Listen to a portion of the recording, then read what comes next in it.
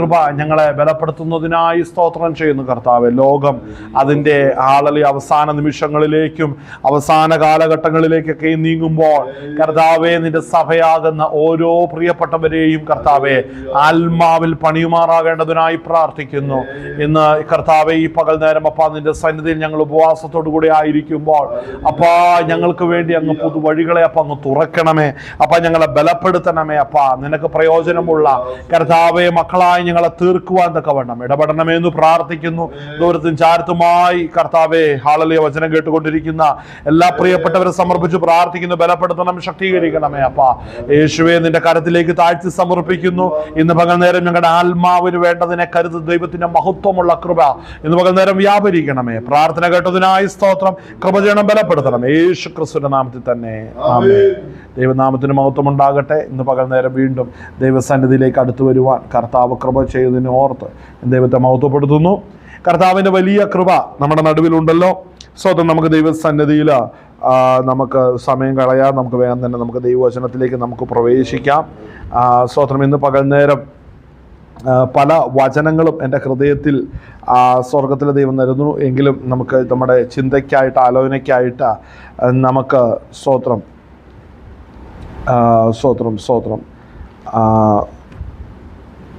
തെസ്സലോനിക്കർക്ക് എഴുതിയ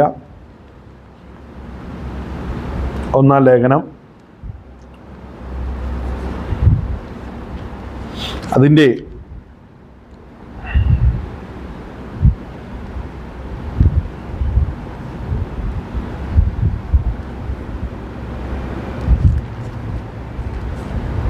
3-ാം അധ്യായം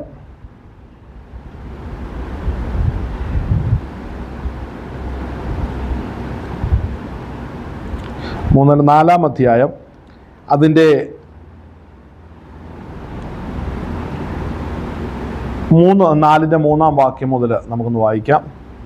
തെസ്സലോനിക്കർക്ക് എഴുതിയ 1-ാം ലേഖനം 4-ാം അധ്യായം അതിൻ്റെ 3-ാം വാക്യം മുതൽ വായിച്ചാട്ടെ. നിങ്ങളുടെ ശുദ്ധീകരണം തന്നെ നിങ്ങൾ ദുർനടപ്പ് വിട്ടൊഴിഞ്ഞ് ഓരോരുത്തരും ദൈവത്തെ അറിയാത്ത ജാതികളെ പോലെ കാമവികാരത്തിലല്ല വിശുദ്ധീകരണത്തിലും മാനത്തിലും താന്താന്റെ പാത്രത്തെ നേടിക്കൊള്ളട്ടെ. ഈ കാര്യത്തിൽ ആരും അതിക്രമിക്കുകയും സഹോദരനെ ചതിക്കുകയും അരുത്. ഞങ്ങൾ നിങ്ങളോട് മുമ്പേ പറഞ്ഞതുപോലെ ഈ വകയ്ക്കൊക്കെയും പ്രതികാരം ചെയ്യുന്നവൻ കർത്താവല്ലോ. സ്തോത്രം. അപ്പോസ്തലനായ പൗലോസ് തെസ്സലോനിക്കർക്ക് എഴുതുന്ന ഈ ലേഖനത്തിൽ വളരെ വ്യക്തമായി അവിടെ പറയുന്നൊരു കാര്യം അതിൻ്റെ 4-ാം അധ്യായം നമ്മൾ കണ്ടു. ദൈവത്തിൻ്റെ ഇഷ്ടമോ നമ്മുടെ ശുദ്ധീകരണം തന്നെ, അല്ലേ? നിങ്ങളുടെ ശുദ്ധീകരണം തന്നെയാണ് സ്തോത്രം കർത്താവിൻ്റെ ഇഷ്ടം. നമ്മൾ ഈ ലേഖനം പഠിച്ച് തൊട്ടടുത്ത ഭാഗത്തിലേക്ക് നമ്മൾ വരുമ്പോൾ, ഈ അധ്യായം നമ്മൾ പഠിച്ചു വരുമ്പോൾ അടുത്തൊരു സെക്ഷനിലേക്ക് വരും എന്ന് പറയുന്നത്, അടുത്തൊരു സെക്ഷൻ എന്ന് പറയുന്നത് കർത്താവായ യേശുക്രിസ്തുവിന്റെ വരവിനെ കുറിച്ചാണ് ഇവിടെ പറയുന്നത്. അപ്പോൾ അത് അതിന്റെ 13-ാം വാക്യം മുതലാണ് അവിടെ കർത്താവിന്റെ വരവിനെ കുറിച്ച് അവിടെ തെസ്സലോനിക്ക സഭയോട് പൗലോസ് പറയുന്നത്. നിങ്ങൾ മറ്റുള്ളവരെ പോലെ പ്രത്യാശയില്ലാതെ ഇരിക്കരുത് എന്ന് പറഞ്ഞ് സ്തോത്രം നിങ്ങൾ ദുഃഖിക്കാതിരിക്കുവാൻ നിദ്ര കൊണ്ടവരെ കുറിച്ച് നിങ്ങൾ അറിവുണ്ടവരായിരിക്കണം. അതായത് ക്രിസ്തുവിൽ നിദ്ര പ്രാപിച്ചവരെ കുറിച്ച് നമുക്ക് അറിവുണ്ടായിരിക്കണം, അവർക്ക് എന്തു സംഭവിച്ചു എന്നുള്ള കാര്യം പറയാൻ നമ്മളെ ഒരുക്കുമ്പോൾ ആ ലേഖനത്തിൽ ആ അധ്യായത്തില് ആ പറയുന്ന വിഷയത്തിലേക്ക് കടന്നു വരുന്നതിന് മുമ്പേ പൗലോസ് സഭയെ പഠിപ്പിക്കുന്നത് ദൈവത്തിന്റെ ഇഷ്ടം നിങ്ങളുടെ ശുദ്ധീകരണമാണ്. അപ്പോൾ കർത്താവിന്റെ വരവിനെ കുറിച്ച് ബോധ്യമുണ്ടാകുന്നതിന്റെ ആരംഭ ദിശ എന്ന് പറയുന്നത് നമ്മുടെ ശുദ്ധീകരണത്തോടു കൂടെ ആയിരിക്കണം. ദൈവത്തിന്റെ കർത്താവിന്റെ വരവിനെ കുറിച്ച് ഓരോ ദൈവവൈതലും ബോധ്യം വരുവാനായിട്ട്. അപ്പോൾ കർത്താവായ യേശുക്രിസ്തുവിന്റെ വരവ് അടുക്കുന്ന സമയത്ത് നമ്മെക്കുറിച്ച് ദൈവത്തിന്റെ ഇഷ്ടം എന്ന് പറയുന്നത് നമ്മുടെ ശുദ്ധീകരണത്തിലേക്ക് നമ്മുടെ ശ്രദ്ധ തിരിക്കണം. ഇനിയുള്ള കാലഘട്ടം യേശുക്രിസ്തുവിന്റെ വരവ് സമീപത്തായിരിക്കുന്നത് കൊണ്ട് നമ്മൾ ഓരോരുത്തരും ഒരുങ്ങേണ്ട കാലഘട്ടമായിരിക്കുകയാണ്. കർത്താവായ യേശുക്രിസ്തുവിന്റെ സന്നിധിയിൽ നമ്മൾ ഒരുങ്ങുക, വ്യക്തിപരമായി നമ്മൾ ഒരുങ്ങുക. നമ്മളെ ഒരുക്കുന്നത് ദൈവത്തിന്റെ വചനമാണ്. നമ്മൾ ഏതൊക്കെ മേഖലകളിലാണ് നമ്മൾ ഒരുക്കപ്പെടേണ്ടത്, ഇതെല്ലാം നമ്മൾ തിരിച്ചറിയണം. ആമേൻ, സ്തോത്രം. നാം ഉപവാസം എടുക്കുന്നത് ആത്മബലം നമ്മൾ പ്രാപിക്കാനാണ് നമ്മൾ ഉപവാസം എടുക്കുന്നത്. മനസ്സിലാകുന്നുണ്ടോ? എന്നാൽ നമ്മൾ തേജസ് പ്രാപിക്കണമെന്നുണ്ടെങ്കിൽ എന്ത് വേണമെന്നറിയോ? ജീവിതത്തിൽ കഷ്ടതയുടെ ശോധനകളാണ് നമ്മളുടെ അകമയുള്ള മനുഷ്യൻ സ്തോത്രം തേജസ് പ്രാപിക്കാൻ ഇടയാക്കുന്നത്. അപ്പോൾ നമ്മൾ കഷ്ടത നമ്മുടെ ജീവിതത്തിലേക്ക് കടന്നു വരുമ്പോൾ ആ കഷ്ടത എന്തുകൊണ്ടാണ് വരുന്നത്? നമ്മുടെ ജീവിതത്തിൽ ചില കഷ്ടതകൾ നമ്മെ വല്ലാതെ പ്രയാസപ്പെടുത്തുമ്പോഴാണെന്ന് ഓർക്കണം നമ്മൾ കർത്താവിലേക്ക് വളരെ അടുത്ത് വരുന്നത്.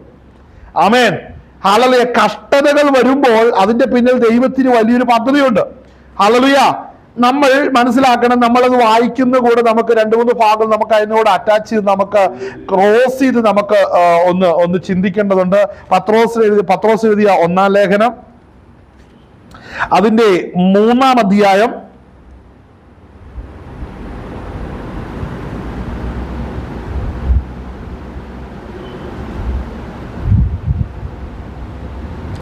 അതിന്റെ 13 മുതൽ ഒന്ന് വായിച്ചാട്ടെ. പത്രോസ് എഴുതിയ 1-ാം ലേഖനം 3-ാം അധ്യായം അതിന്റെ 13-ാം വാക്യം മുതൽ.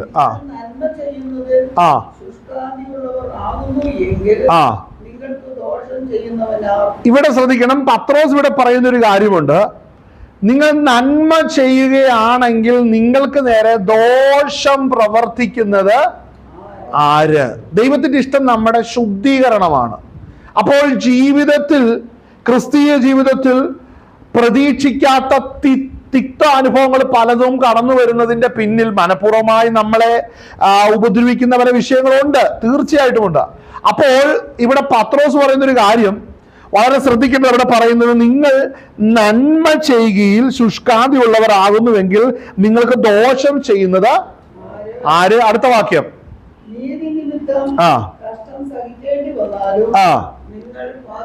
അപ്പോൾ ശ്രദ്ധിക്കണം, നീതി പ്രവർത്തിക്കുന്നവരാണ് രക്ഷിക്കപ്പെട്ട ദൈവമക്കള്. ഒരു ദൈവവൈതൽ നീതി പ്രവർത്തിക്കും. നമ്മുടെ വാക്കിൽ നീതി കാണണം, പ്രവൃത്തിയിൽ നീതി കാണണം, നമ്മുടെ ചിന്തയിൽ നീതി കാണണം, നമ്മുടെ എല്ലാ മേഖലയിലും നീതി പ്രവർത്തികൾ കാണണം. അല്ലാതെ ഇത് വായിക്കാനും പഠിക്കാനും മാത്രമുള്ളതല്ല, ഇത് ജീവിതത്തിൽ പ്രാവർത്തികമാക്കണം.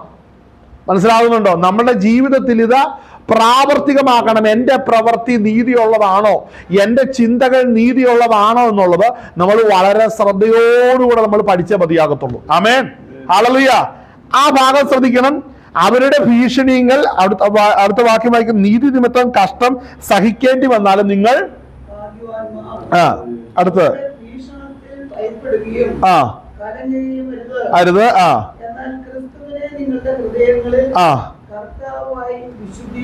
കണ്ടോ? അപ്പൊ മനസ്സിലാക്കണം, പ്രയാസം വരുമ്പോൾ ക്രിസ്തുവിനെ ഹൃദയത്തിൽ വിശുദ്ധീകരണത്തിനായി അനുവദിക്കണം. ദൈവത്തിന്റെ ഇഷ്ടം നിങ്ങളുടെ ശുദ്ധീകരണമാണ്, അല്ലേ? നമ്മുടെ ടൈറ്റിൽ അതാണ്.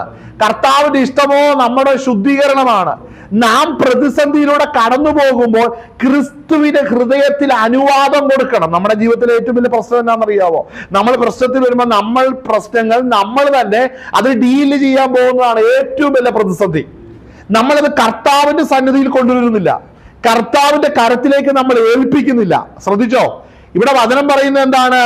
ഇവിടെ പറയുന്നത്, സ്തോത്രം, അവരുടെ ഭീഷണത്തെങ്കിൽ ഭയപ്പെടുകയും കലങ്ങുകയും അരുത്, എന്നാൽ ക്രിസ്തുവിനെ നിങ്ങളുടെ ഹൃദയങ്ങളിൽ. അപ്പോ കർത്താവായി, എന്റെ ഹൃദയത്തിന്റെ കർത്തൃത്വം കർത്താവായ യേശു ക്രിസ്തുവിനാണ്. അവിടെ ഞാനും ഉണ്ട്, എന്റെ കുറെ ചിന്തകളും ഉണ്ട്. ഞാനും വാഴാൻ പാടില്ല, എന്റെ ചിന്തകളും എന്റെ സ്വപ്നങ്ങളും വാഴാൻ പാടില്ല. ക്രിസ്തു ഹൃദയത്തിൽ വസിച്ചാൽ മാത്രമേ നിങ്ങൾക്ക് ജീവിതത്തിൽ നീതി പ്രവർത്തിക്കാൻ കഴിയത്തുള്ളൂ.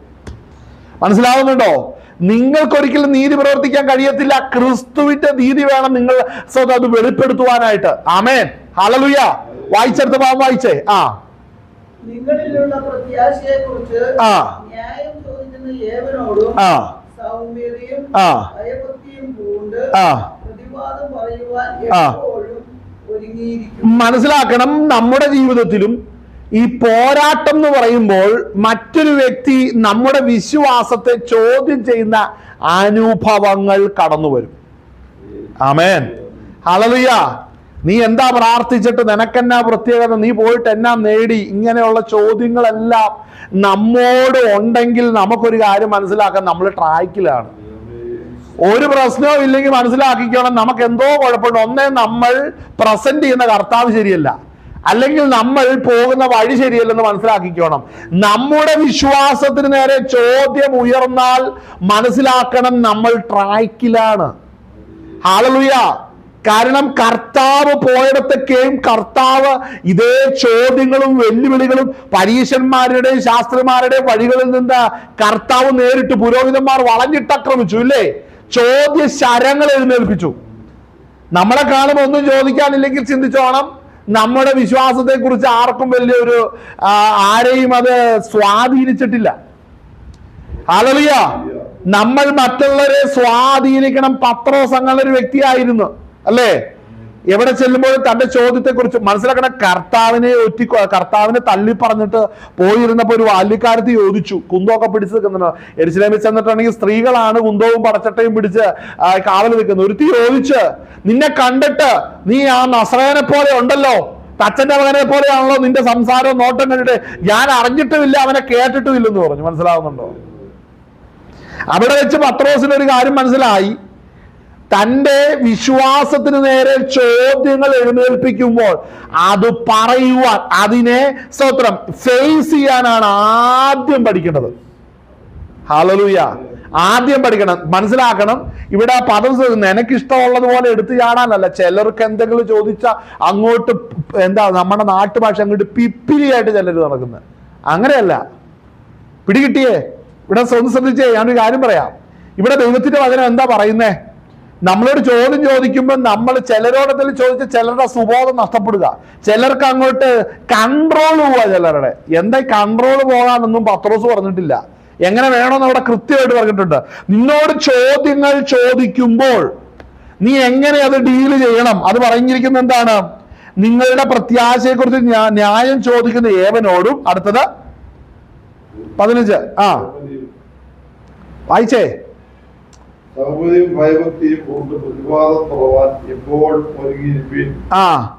മതി. വല്ലതും പിടികിട്ടിയോ? ആർക്ക് വേണ്ടിയാ വായിച്ചേ? അവനവന് വേണ്ടിയാണോ വായിച്ചേ? ഹല്ലേലൂയ. ശ്രദ്ധിച്ചേ, ഈ വചനം എന്താ പറയുന്നത്?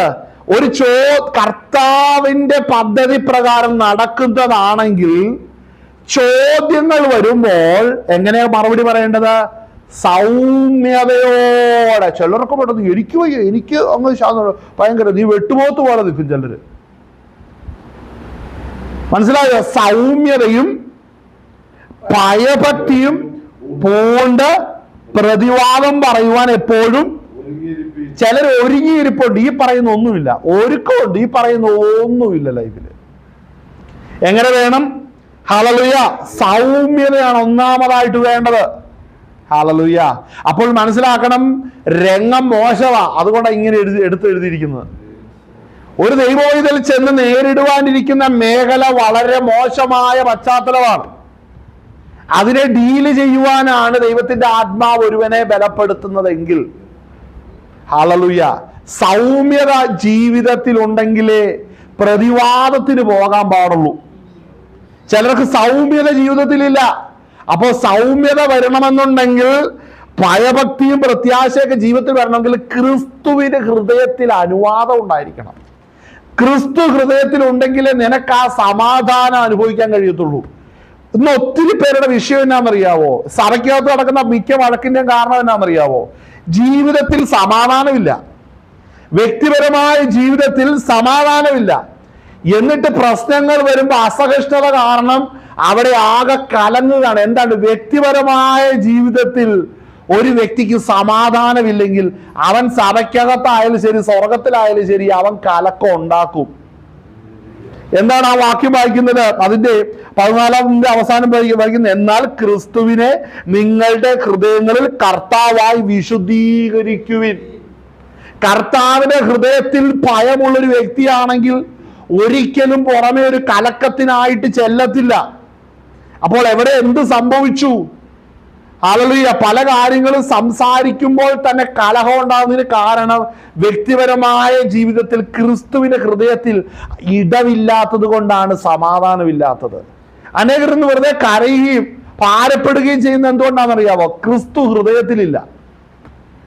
ക്രിസ്തു ഹൃദയത്തിൽ ഉണ്ടോ? രാവിലെ എഴുന്നേൽക്കുമ്പോൾ നമ്മൾ എഴുന്നേൽക്കുമ്പോൾ കിടക്കപ്പായെന്ന് എഴുന്നേറ്റിട്ട് അങ്ങോട്ട് കാട്ടുപോത്ത് പോകുന്ന പോലെ പോവുകയല്ല വേണ്ടത്. പിന്നെ എന്താണെന്ന് അറിയാവോ? അവിടെ അല്പനേരം ഇരുന്നിട്ട് കർത്താവേ പുതിയൊരു ദിനത്തിനായി നന്ദി.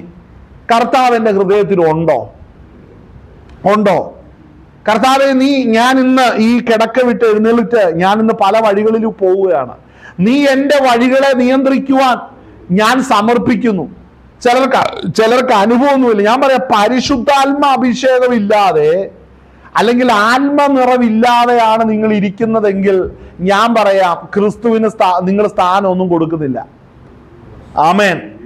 ദൈവശക്തിയാൽ, ദൈവത്തിന്റെ കൃപ. ചിലർക്ക് ഭയങ്കര ശക്തിയുള്ളൂ. ഈ വിവേകം, പരിജ്ഞാനം, സൗമ്യത, ക്വാളിറ്റീസ് ഒന്നുമില്ല, ഭയങ്കര ശക്തിയാണ്. അതെന്നാ? ചിലർക്ക് അങ്ങനെ ഒരു പ്രശ്നമുണ്ട്. ഭയങ്കരമായിട്ട് സഭയെ കിടന്ന് കൈയടിക്കുക, അനിവാര്യ പറയും, ഇതെല്ലാം ചെയ്യും. ഒരു ക്വാളിറ്റി ഇല്ല. നോണ പറയേണ്ടടുത്ത് നോണ, വഴക്കൂണ്, പരദൂഷണം പറയേണ്ടടുത്ത് പരദൂഷണം, ഇതെല്ലാം പറഞ്ഞു കേൾപ്പിക്കും. പിന്നെ എന്നതാ ഗുണം? പിന്നെ ഇതിന്റെ ശക്തി എന്നാ? അപ്പൊ അത് ഏത് ആത്മാവാന്നുള്ള കാര്യം വളരെ ശ്രദ്ധിക്കണം.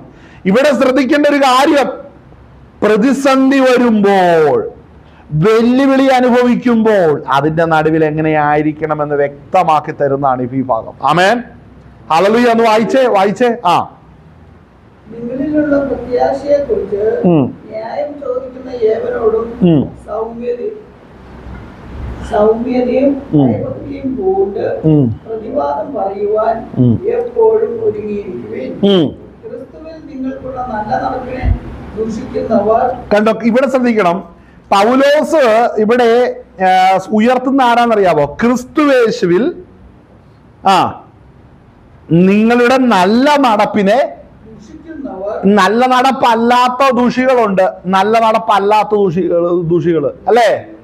നേരെ ജീവിക്കാനും പ്രവർത്തിക്കാനും കഴിയാഞ്ഞിട്ട് മറ്റുള്ളവർ കുറ്റം പറയുമ്പോഴത്തേനും അയ്യോ എന്നെ കുറിച്ച് ഇത്രയും പറയാമോ എന്ന് ചോദിക്കരുത്. നീ തോന്നിവാസം സംസാരിച്ചിട്ടാണ് മറ്റുള്ളവർ കണ്ടുപിടിച്ചെങ്കിൽ നീ ഒരു ന്യായവും പറയണ്ട. നീ മൂക്കെ ശുണ്ടിക്കാരനും കാര്യങ്ങൾ കേൾക്കുമ്പോൾ തുള്ളിക്കൊണ്ട് കോപം വെളിപ്പെടുത്തുന്നവനാണെങ്കിൽ നിന്റെ ജീവിതത്തിൽ കുഴപ്പം ഉണ്ടെന്നേ. അത് കണ്ടിട്ട് തന്നെ നാട്ടുകാർ പറഞ്ഞത് നിന്റെ ജീവിതത്തിൽ കുഴപ്പമുണ്ടെന്ന്. ഹല്ലേലൂയ. തിരിച്ചറിയണമേ, ഇത് ആരെയാണ് ദൈവം ഒരു പദ്ധതി ഏൽപ്പിക്കുന്നതെന്നറിയാവോ? ഈ സൗമ്യതയും സ്തോത്രം, അവിടെ പ്രവർത്തിക്കുന്ന ഭയഭക്തിയും കൊണ്ട് പ്രതിവാദം പറയുവാനാണ് ഒരുങ്ങിയിരിക്കേണ്ടത്. ഈ സൗമ്യതയോടെ ഇടപെടണമെന്നുണ്ടെങ്കിൽ ക്രിസ്തു ഹൃദയത്തിൽ വേണം. ചിലർ സ്നാനപ്പെട്ട കർത്തൃമേശയൊക്കെ എടുത്തിട്ടുണ്ട്. ഇത് കഴിയുമ്പോൾ എന്നെ കഴുകം നോക്കുന്ന പോലെ നോക്കും. എന്നാ കാര്യം? അകത്ത് ക്രിസ്തുവില്ല. മനസ്സിലായി? അകത്ത് ക്രിസ്തുവില്ല.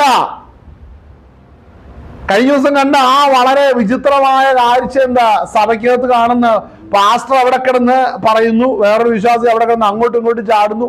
ആ പാസ്റ്റർ എന്നാ കെട്ട സ്വഭാവത്തിന് ഉടമയാന്ന് നോക്കിയേ.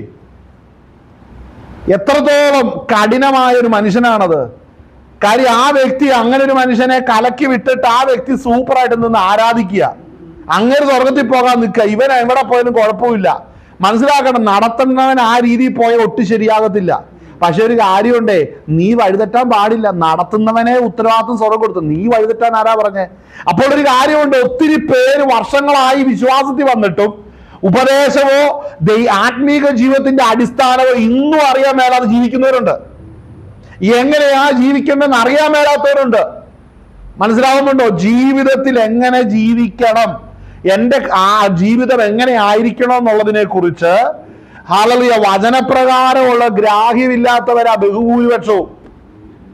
ഹല്ലേലൂയ.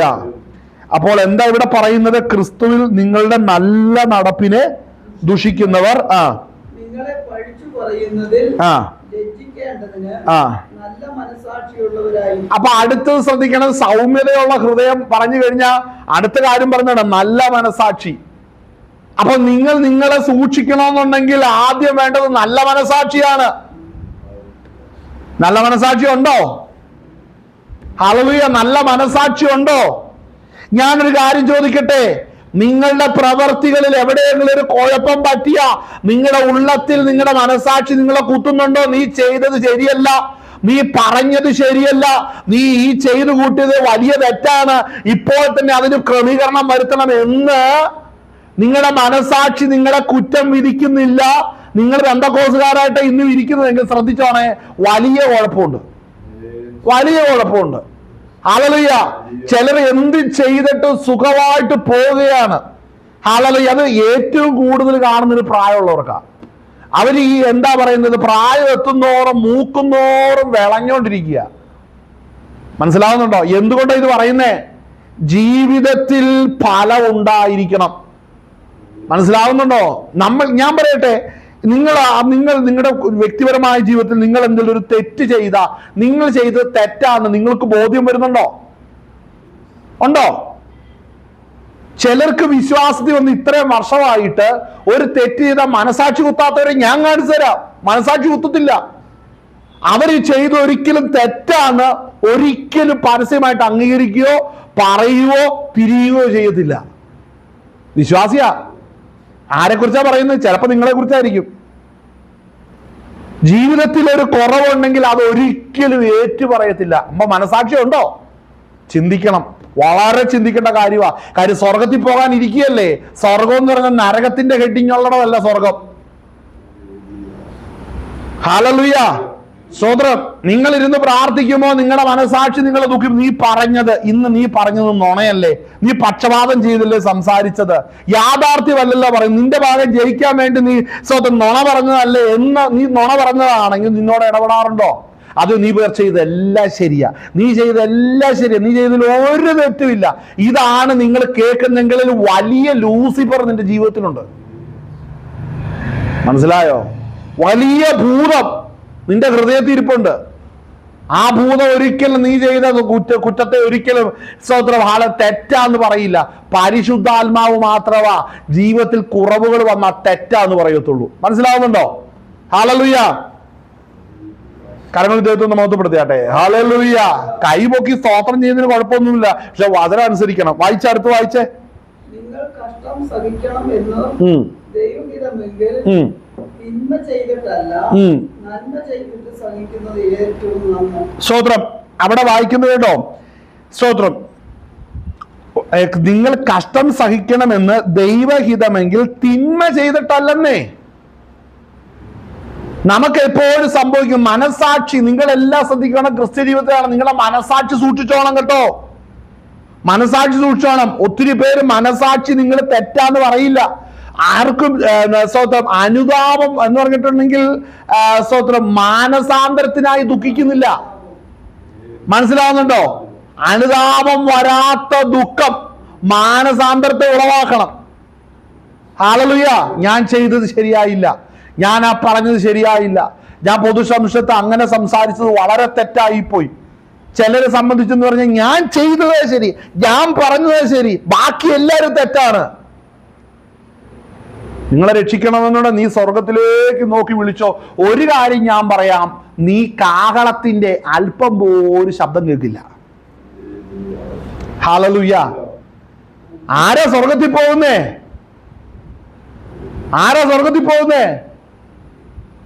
ക്വാളിറ്റീസ് ഉള്ളവനെ കൊണ്ടുപോകാനാ കർത്താവ് വരുന്നേ. ഇനിയൊരു ദുഷ്ടനെ വ്യഭിചാരിയും കൊണ്ടുപോകാനല്ല കർത്താവ് വരുന്നേ. ഇനിയൊരു പിന്മാറ്റക്കാരെ കൊണ്ടുപോകാനല്ല കർത്താവ് വരുന്നേ.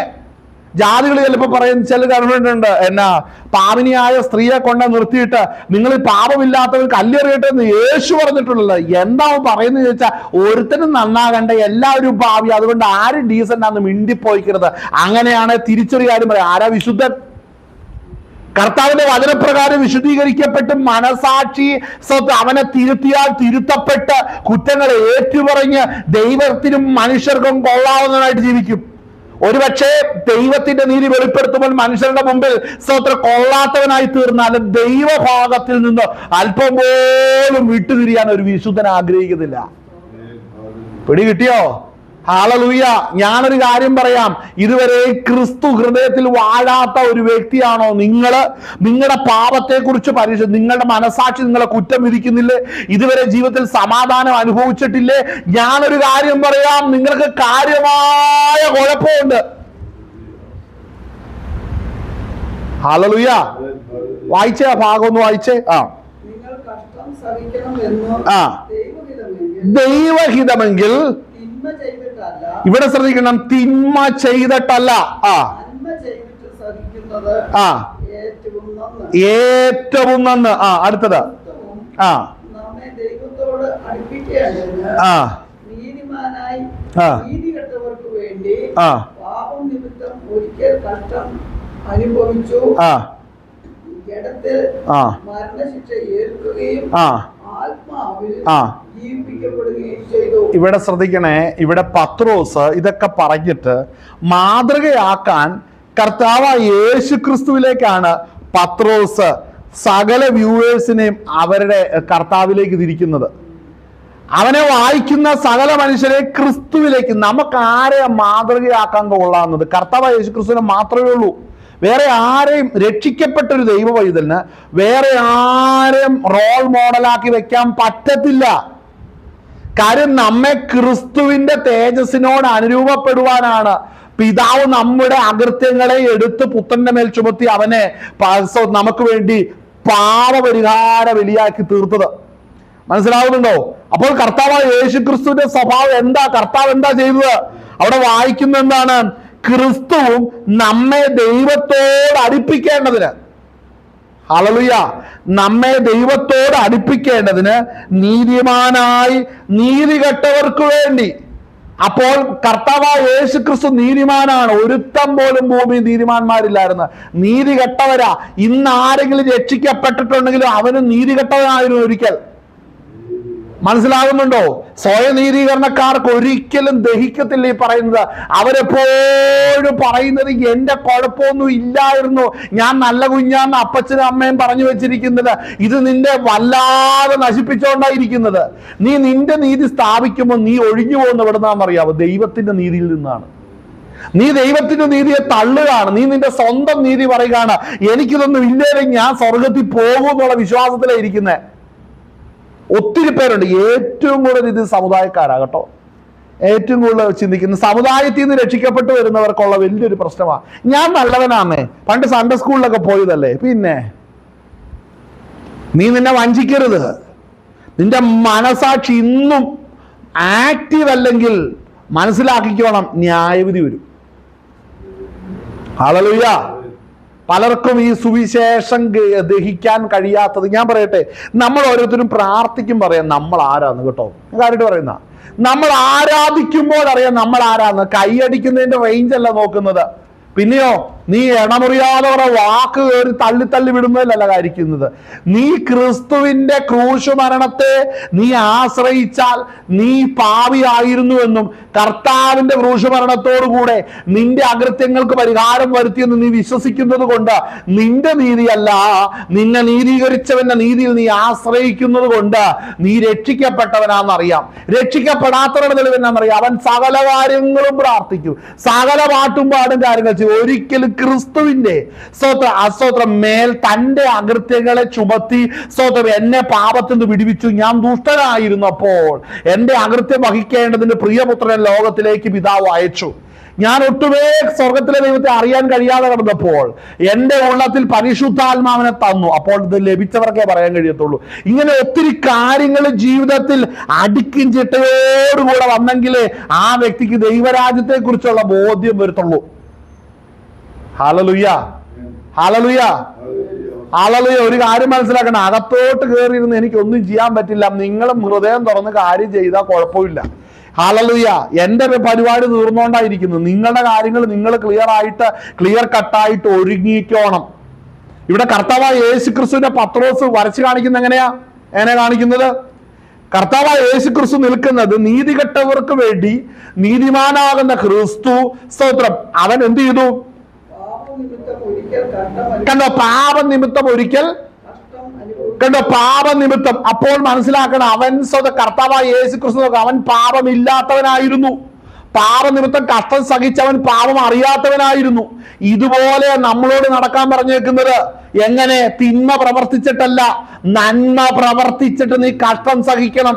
ക്രിസ്തുയേശു നമുക്ക് മാതൃകയായിട്ടുണ്ട്. അവൻ പാപികൾക്ക് വേണ്ടി പാപം അറിയാത്തവനായി പാപത്തിന്റെ ശിക്ഷ സഹിച്ചു. ഇതുപോലെ തന്നെ നമ്മൾ സ്വന്തം ജീവിക്കുമ്പോൾ തിന്മ ചെയ്തിട്ടല്ല, നന്മ ചെയ്തിട്ട് തിന്മ അനുഭവിക്കേണ്ടി വന്നാൽ ഇത് ദൈവസന്നിധിയിൽ വലിയ നീതിയാണ്. മനസ്സിലായോ? ഇത് വല്ലതും ജീവിതത്തിൽ അനുഭവിച്ചിട്ടുണ്ടോ? എല്ലാവരോടും ചോദിച്ചു കഴിഞ്ഞാൽ പറയാം, ഞാൻ കുറെ കഷ്ടപ്പാട് അനുഭവിച്ചിട്ടുണ്ട് ദൈവദാസനെ പാസ്റ്റർ എന്നാ പറയുന്നത്. ഞാൻ കുറെ കഷ്ടപ്പാടുകൾ അനുഭവിച്ചിട്ടുണ്ട്. അതിവിടെ വിഷയമല്ല. ഇവിടെ വിഷയം നീ നന്മ ചെയ്യുകയും നീ തിന്മ അനുഭവിക്കുകയും ചെയ്യണം. പറ്റുമോ? ഈ തിന്മ അനുഭവിക്കാൻ ചെല്ലുമ്പോഴാണ് പ്രശ്നം. എന്നാണെന്നറിയാവോ? സൗമ്യത ഇല്ലാതെ വന്നാൽ നിനക്ക് ഈ പരിപാടി പറ്റത്തില്ല. അടുത്തത്, ക്രിസ്തു നിന്റെ ഹൃദയത്തിൽ വിശുദ്ധിയായി നിലനിൽക്കുന്നില്ലെങ്കിൽ, ക്രിസ്തു നിന്റെ ഹൃദയത്തിൽ ഇല്ലെങ്കിൽ നിനക്ക് ഇത് സഹിക്കാൻ പറ്റത്തില്ല. 3, മനസാക്ഷി ഇല്ലെങ്കിലും നിനക്ക് ഇത് സഹിക്കാൻ പറ്റത്തില്ല. മനസാക്ഷി ഇല്ലാത്തവരുണ്ട്. ഹല്ലേലൂയ. ഒരു കാര്യം പറയാൻ കേട്ടോ, വ്യക്തിപരമായിട്ട് ഓരോ ദിവസവും ഈ പറയപ്പെടുന്ന വചനങ്ങളുടെ വെളിച്ചത്തിൽ ജീവിതത്തെ ക്രമീകരിച്ച് നടക്കുന്നവർക്കേ സ്വർഗരാജ്യത്തിൽ പോകാൻ പറ്റത്തുള്ളൂ. ആമേൻ. അത് ക്ലിയറാണ്. ഹല്ലേലൂയ. അത് ക്ലിയർ ആയ കാര്യമാണ്. അടുത്ത് വായിച്ചേ.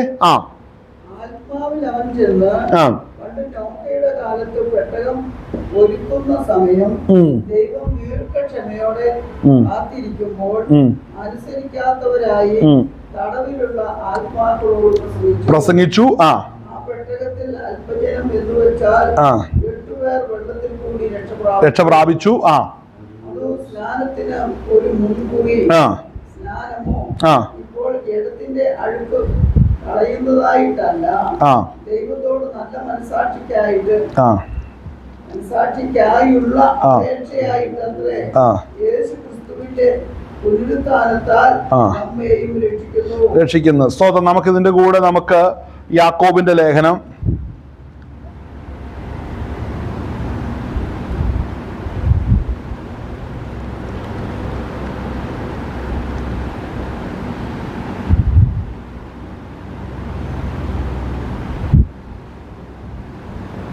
അതിന്റെ 1:3 വായിച്ചേ. യാക്കോബിന്റെ ലേഖനം 1-ാം അധ്യായം 3-ാം വാക്യം.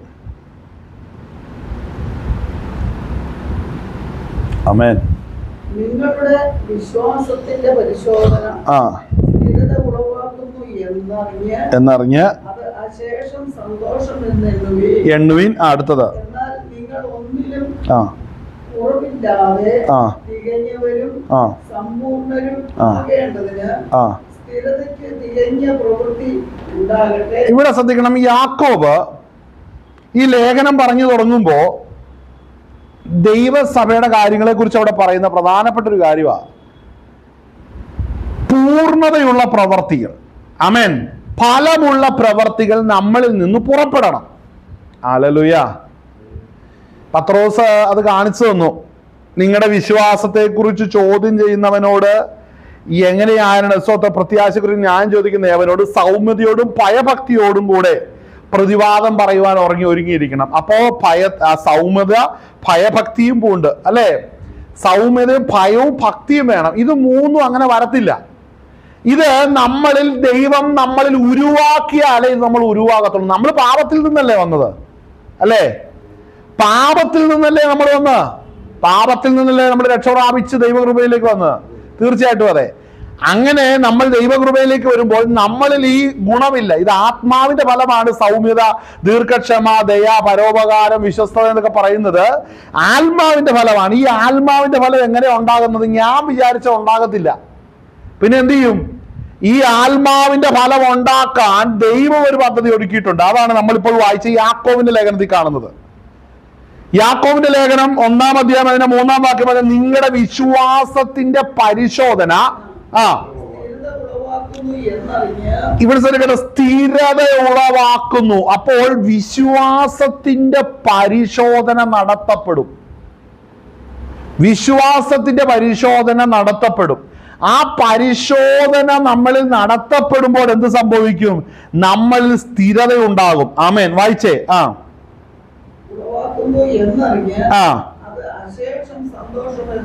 ഞാൻ പറയട്ടെ, നമ്മളിൽ പരീക്ഷ കടന്നു വരുമ്പോൾ നമുക്കത് സ്തോത്രം നമുക്കത് ഉൾക്കൊള്ളാൻ പറ്റുമോ? 4:1 വായിച്ചേ. ഇത് നമ്മൾ അത് ക്രോസ് കണക്ട് ചെയ്ത് പഠിക്കേണ്ട വിഷയമാണിത്. ആമേൻ. യാക്കോബിന്റെ ലേഖനം 4-ാം അധ്യായം. നിങ്ങളുടെ അവയവങ്ങളിൽ പോരാടുന്ന ആ ഭോഗേച്ഛകളിൽ നിന്നല്ലയോ. ഇവിടെ ശ്രദ്ധിക്കണം, ശണ്ഠയും കലഹവും അല്ലേ? നിങ്ങളിൽ ശണ്ഠയും കലഹവും എവിടെ നിന്ന് എന്ന് നിങ്ങൾ എവിടെ നിന്ന് ക്വസ്റ്റ്യൻമാർക്ക് നിങ്ങളുടെ അവയവങ്ങളിൽ പോരാടുന്ന ഭോഗേച്ഛകളിൽ നിന്നല്ലയോ. അപ്പോൾ ശ്രദ്ധിക്കണം, നമ്മുടെ ശരീരത്തിന്, നമ്മുടെ ജഡമോഹം, കൺമോഹം, ജീവനത്തിന്റെ പ്രതാപങ്ങൾ, ഇത് മൂന്നുമാണ് മനുഷ്യനെ പിടിച്ചു കിട്ടുന്നത്.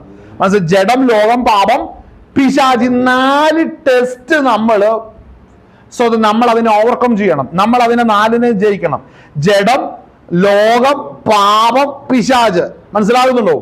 അപ്പോൾ ഇവിടെ യാക്കോബ് അപ്പോസ്തലൻ പറയുന്ന കാര്യം, നിങ്ങളുടെ ശണ്ഠയും കലഹവും ഇവിടെ നിന്ന്. അപ്പോൾ മനസ്സിലാക്കണം, ശണ്ഠയും കലഹവും നമ്മളിൽ വരുന്നതിന്റെ പ്രധാന കാരണം നമ്മുടെ പിന്നിലെ ഭോഗേച്ഛകളാണ്, നമ്മുടെ ആഗ്രഹങ്ങളാണ്. എനിക്കിത് വേണം, എനിക്കിത് ആസ്വദിക്കണം, എനിക്കിത് രുചിക്കണം, എനിക്കിത് രസിക്കണം. ഈ ചിന്തകൾ സ്തോത്രം, ഇല്ലെങ്കിൽ ഈ ആഗ്രഹങ്ങൾ നമ്മുടെ ശരീരത്തിൽ ഇരിക്കും കാലഘട്ടമാണ് സ്തോത്രം നമ്മൾ യഥാർത്ഥത്തിലായ പരീക്ഷയിലേക്ക് കടന്നു പോകുന്നത്. ഇവിടെ വായിക്കുന്ന നിങ്ങളുടെ അവയവങ്ങളിൽ പോരാടുന്ന ഭോഗേച്ഛകളിൽ നിന്നല്ലയോ. അടുത്തത് വായിക്കുന്ന 4:2 വായിക്കുന്ന എന്താണ്? നിങ്ങൾ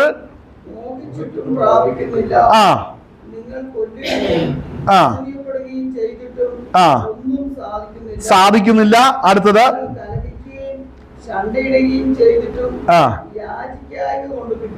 അടുത്തത് നിങ്ങൾ യാചിക്കുന്നു എങ്കിലും നിങ്ങളുടെ ഭോഗങ്ങളിൽ ചെലവിടേണ്ടതിന് വല്ലാതെ യാചിക്കുക കൊണ്ട് ഒന്നും ലഭിക്കുന്നില്ല. അപ്പോൾ ശ്രദ്ധിക്കണം, ഇത് ആരോടാണ് ഇത് പറയുന്നത്? രക്ഷിക്കപ്പെട്ടവരോടാണ് പറയുന്നത്, അല്ലേ? അപ്പൊ ഞാൻ പറയട്ടെ, ഇതൊന്നുമില്ലാതെ ആഗ്രഹം പോലെ ജീവിക്കുന്ന ഒത്തിരി പേരില്ലേ? അവർ നമ്മുടെ കൂടെ പെടുവോ? രക്ഷിക്കപ്പെടാത്തവർ ഈ കാറ്റഗറി വരത്തില്ല. ഈ 4-ാം അധ്യായം 1-ാം വാക്യത്തിന്റെ അകത്ത് പറയപ്പെടുന്ന ഈ പോരാട്ടം നേരിടുന്നത് രക്ഷിക്കപ്പെട്ടവരുടെ ജീവിതത്തിലാണ്. അപ്പോൾ നമ്മൾ വെറുതെ കിടന്ന് ബഹളം ഉണ്ടാക്കിയ സംഭവം നടക്കത്തില്ലെന്ന് ഇവിടെ യാക്കോബ് അപ്പോസ്തലൻ വ്യക്തമായി പറയുകയാണ്. അപ്പോൾ ഈ പറയുന്ന കാര്യങ്ങളിൽ നമ്മളുടെ ജീവിതത്തിൽ നമ്മളുടെ ജഡമോഹങ്ങൾ അനുസരിച്ചാണ് നമ്മൾ ജീവിക്കുന്നതെങ്കിൽ എന്ത് സംഭവിക്കും? നമ്മൾ മരിക്കും. അത് മരിക്കാതിരിക്കാൻ വേണ്ടിയാണ് നമ്മളിൽ ദൈവത്തിന്റെ പ്രവൃത്തി വെളിപ്പെടുന്നത്. ആമേൻ. നിങ്ങൾ ജഡത്തെ അനുസരിച്ച് നടന്നാൽ മരിക്കും നിശ്ചയം. മനസ്സിലാവുന്നുണ്ടോ? എല്ലാം പിടി കിട്ടിയോ? എല്ലാം പുറിഞ്ഞതാ? സഹോദരം, അങ്ങനെ വന്നാൽ എന്താ അവിടെ നടക്കുന്നത്? ദൈവത്തിന്റെ അടുത്ത ട്രീറ്റ്മെന്റ് എന്നാണെന്നറിയാവോ? അവിടെ ചെയ്യുന്ന കാര്യമാണ്, നിങ്ങളുടെ വിശ്വാസത്തിന്റെ പരിശോധന അവിടെ നടക്കും. നിങ്ങൾ കർത്താവിന് വേണ്ടി നിൽക്കുന്നോ, നിങ്ങളുടെ ജഡത്തിന്റെ മോഹങ്ങൾക്ക് വേണ്ടി നിൽക്കുന്നു? ഇത് ആർക്കാ ഈ പരീക്ഷയുള്ളതെന്നറിയോ? തെരഞ്ഞെടുക്കപ്പെട്ടവനേ ഉള്ളൂ. ഹല്ലേലൂയ. ഒരു കാര്യം ശ്രദ്ധിക്കണം, രക്ഷിക്കപ്പെട്ട് നീ വന്നിപ്പോൾ നിന്റെ പ്രശ്നം എന്നാണെന്നറിയാവോ? ഈ ഭാഗം വായിച്ചു കണ്ടോ? അവിടെ വായിക്കുന്നതിനാ, നീ മോഹിച്ചിട്ട് പ്രാപിക്കുന്നില്ല. പണ്ട് മോഹിച്ചാൽ നമുക്ക് ഉടനെ മേടിക്കാൻ പറ്റുമായിരുന്നു. ഇന്നപ്പോ അതിനൊരു പറ്റുന്നില്ല. കാരണം എന്നാ? ദൈവം ചില ലോക്കൊക്കെ നമ്മുടെ ജീവിതത്തിൽ പിടിപ്പിച്ചു വെച്ചേക്കുക, അല്ലേ? നമുക്ക് നടക്കുന്നില്ല. അടുത്തത് എന്താ വായിക്കുന്നത്?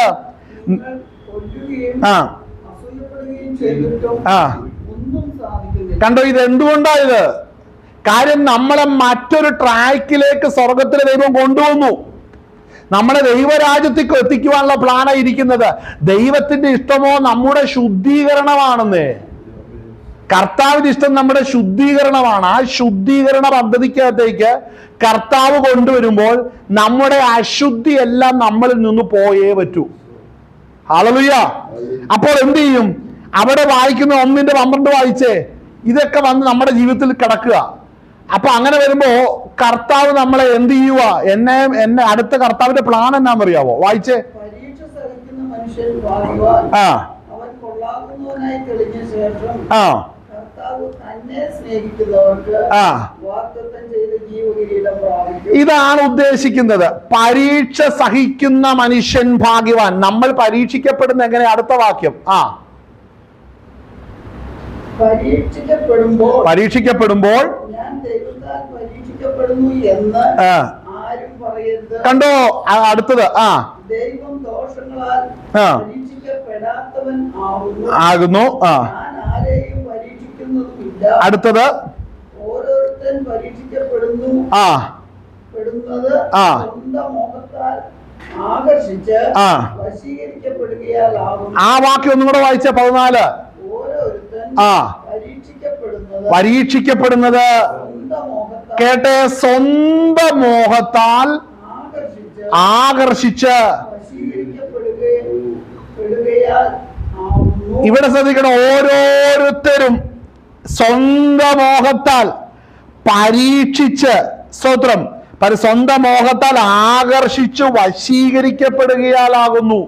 ഈ വശീകരണത്തെ കുറിച്ച് ഇച്ചിരിയും കൂടെ വ്യക്തമായാണ് 4:2 വായിക്കുന്നത്. നിങ്ങൾ മോഹിച്ചിട്ടും പ്രാപിക്കുന്നു. വശീകരണ ശക്തിയുടെ അനുഭവമാണ്. എന്ത് സംഭവിക്കുന്നു? നിങ്ങൾ മോഹിച്ചിട്ടും പ്രാപിക്കുന്നില്ല.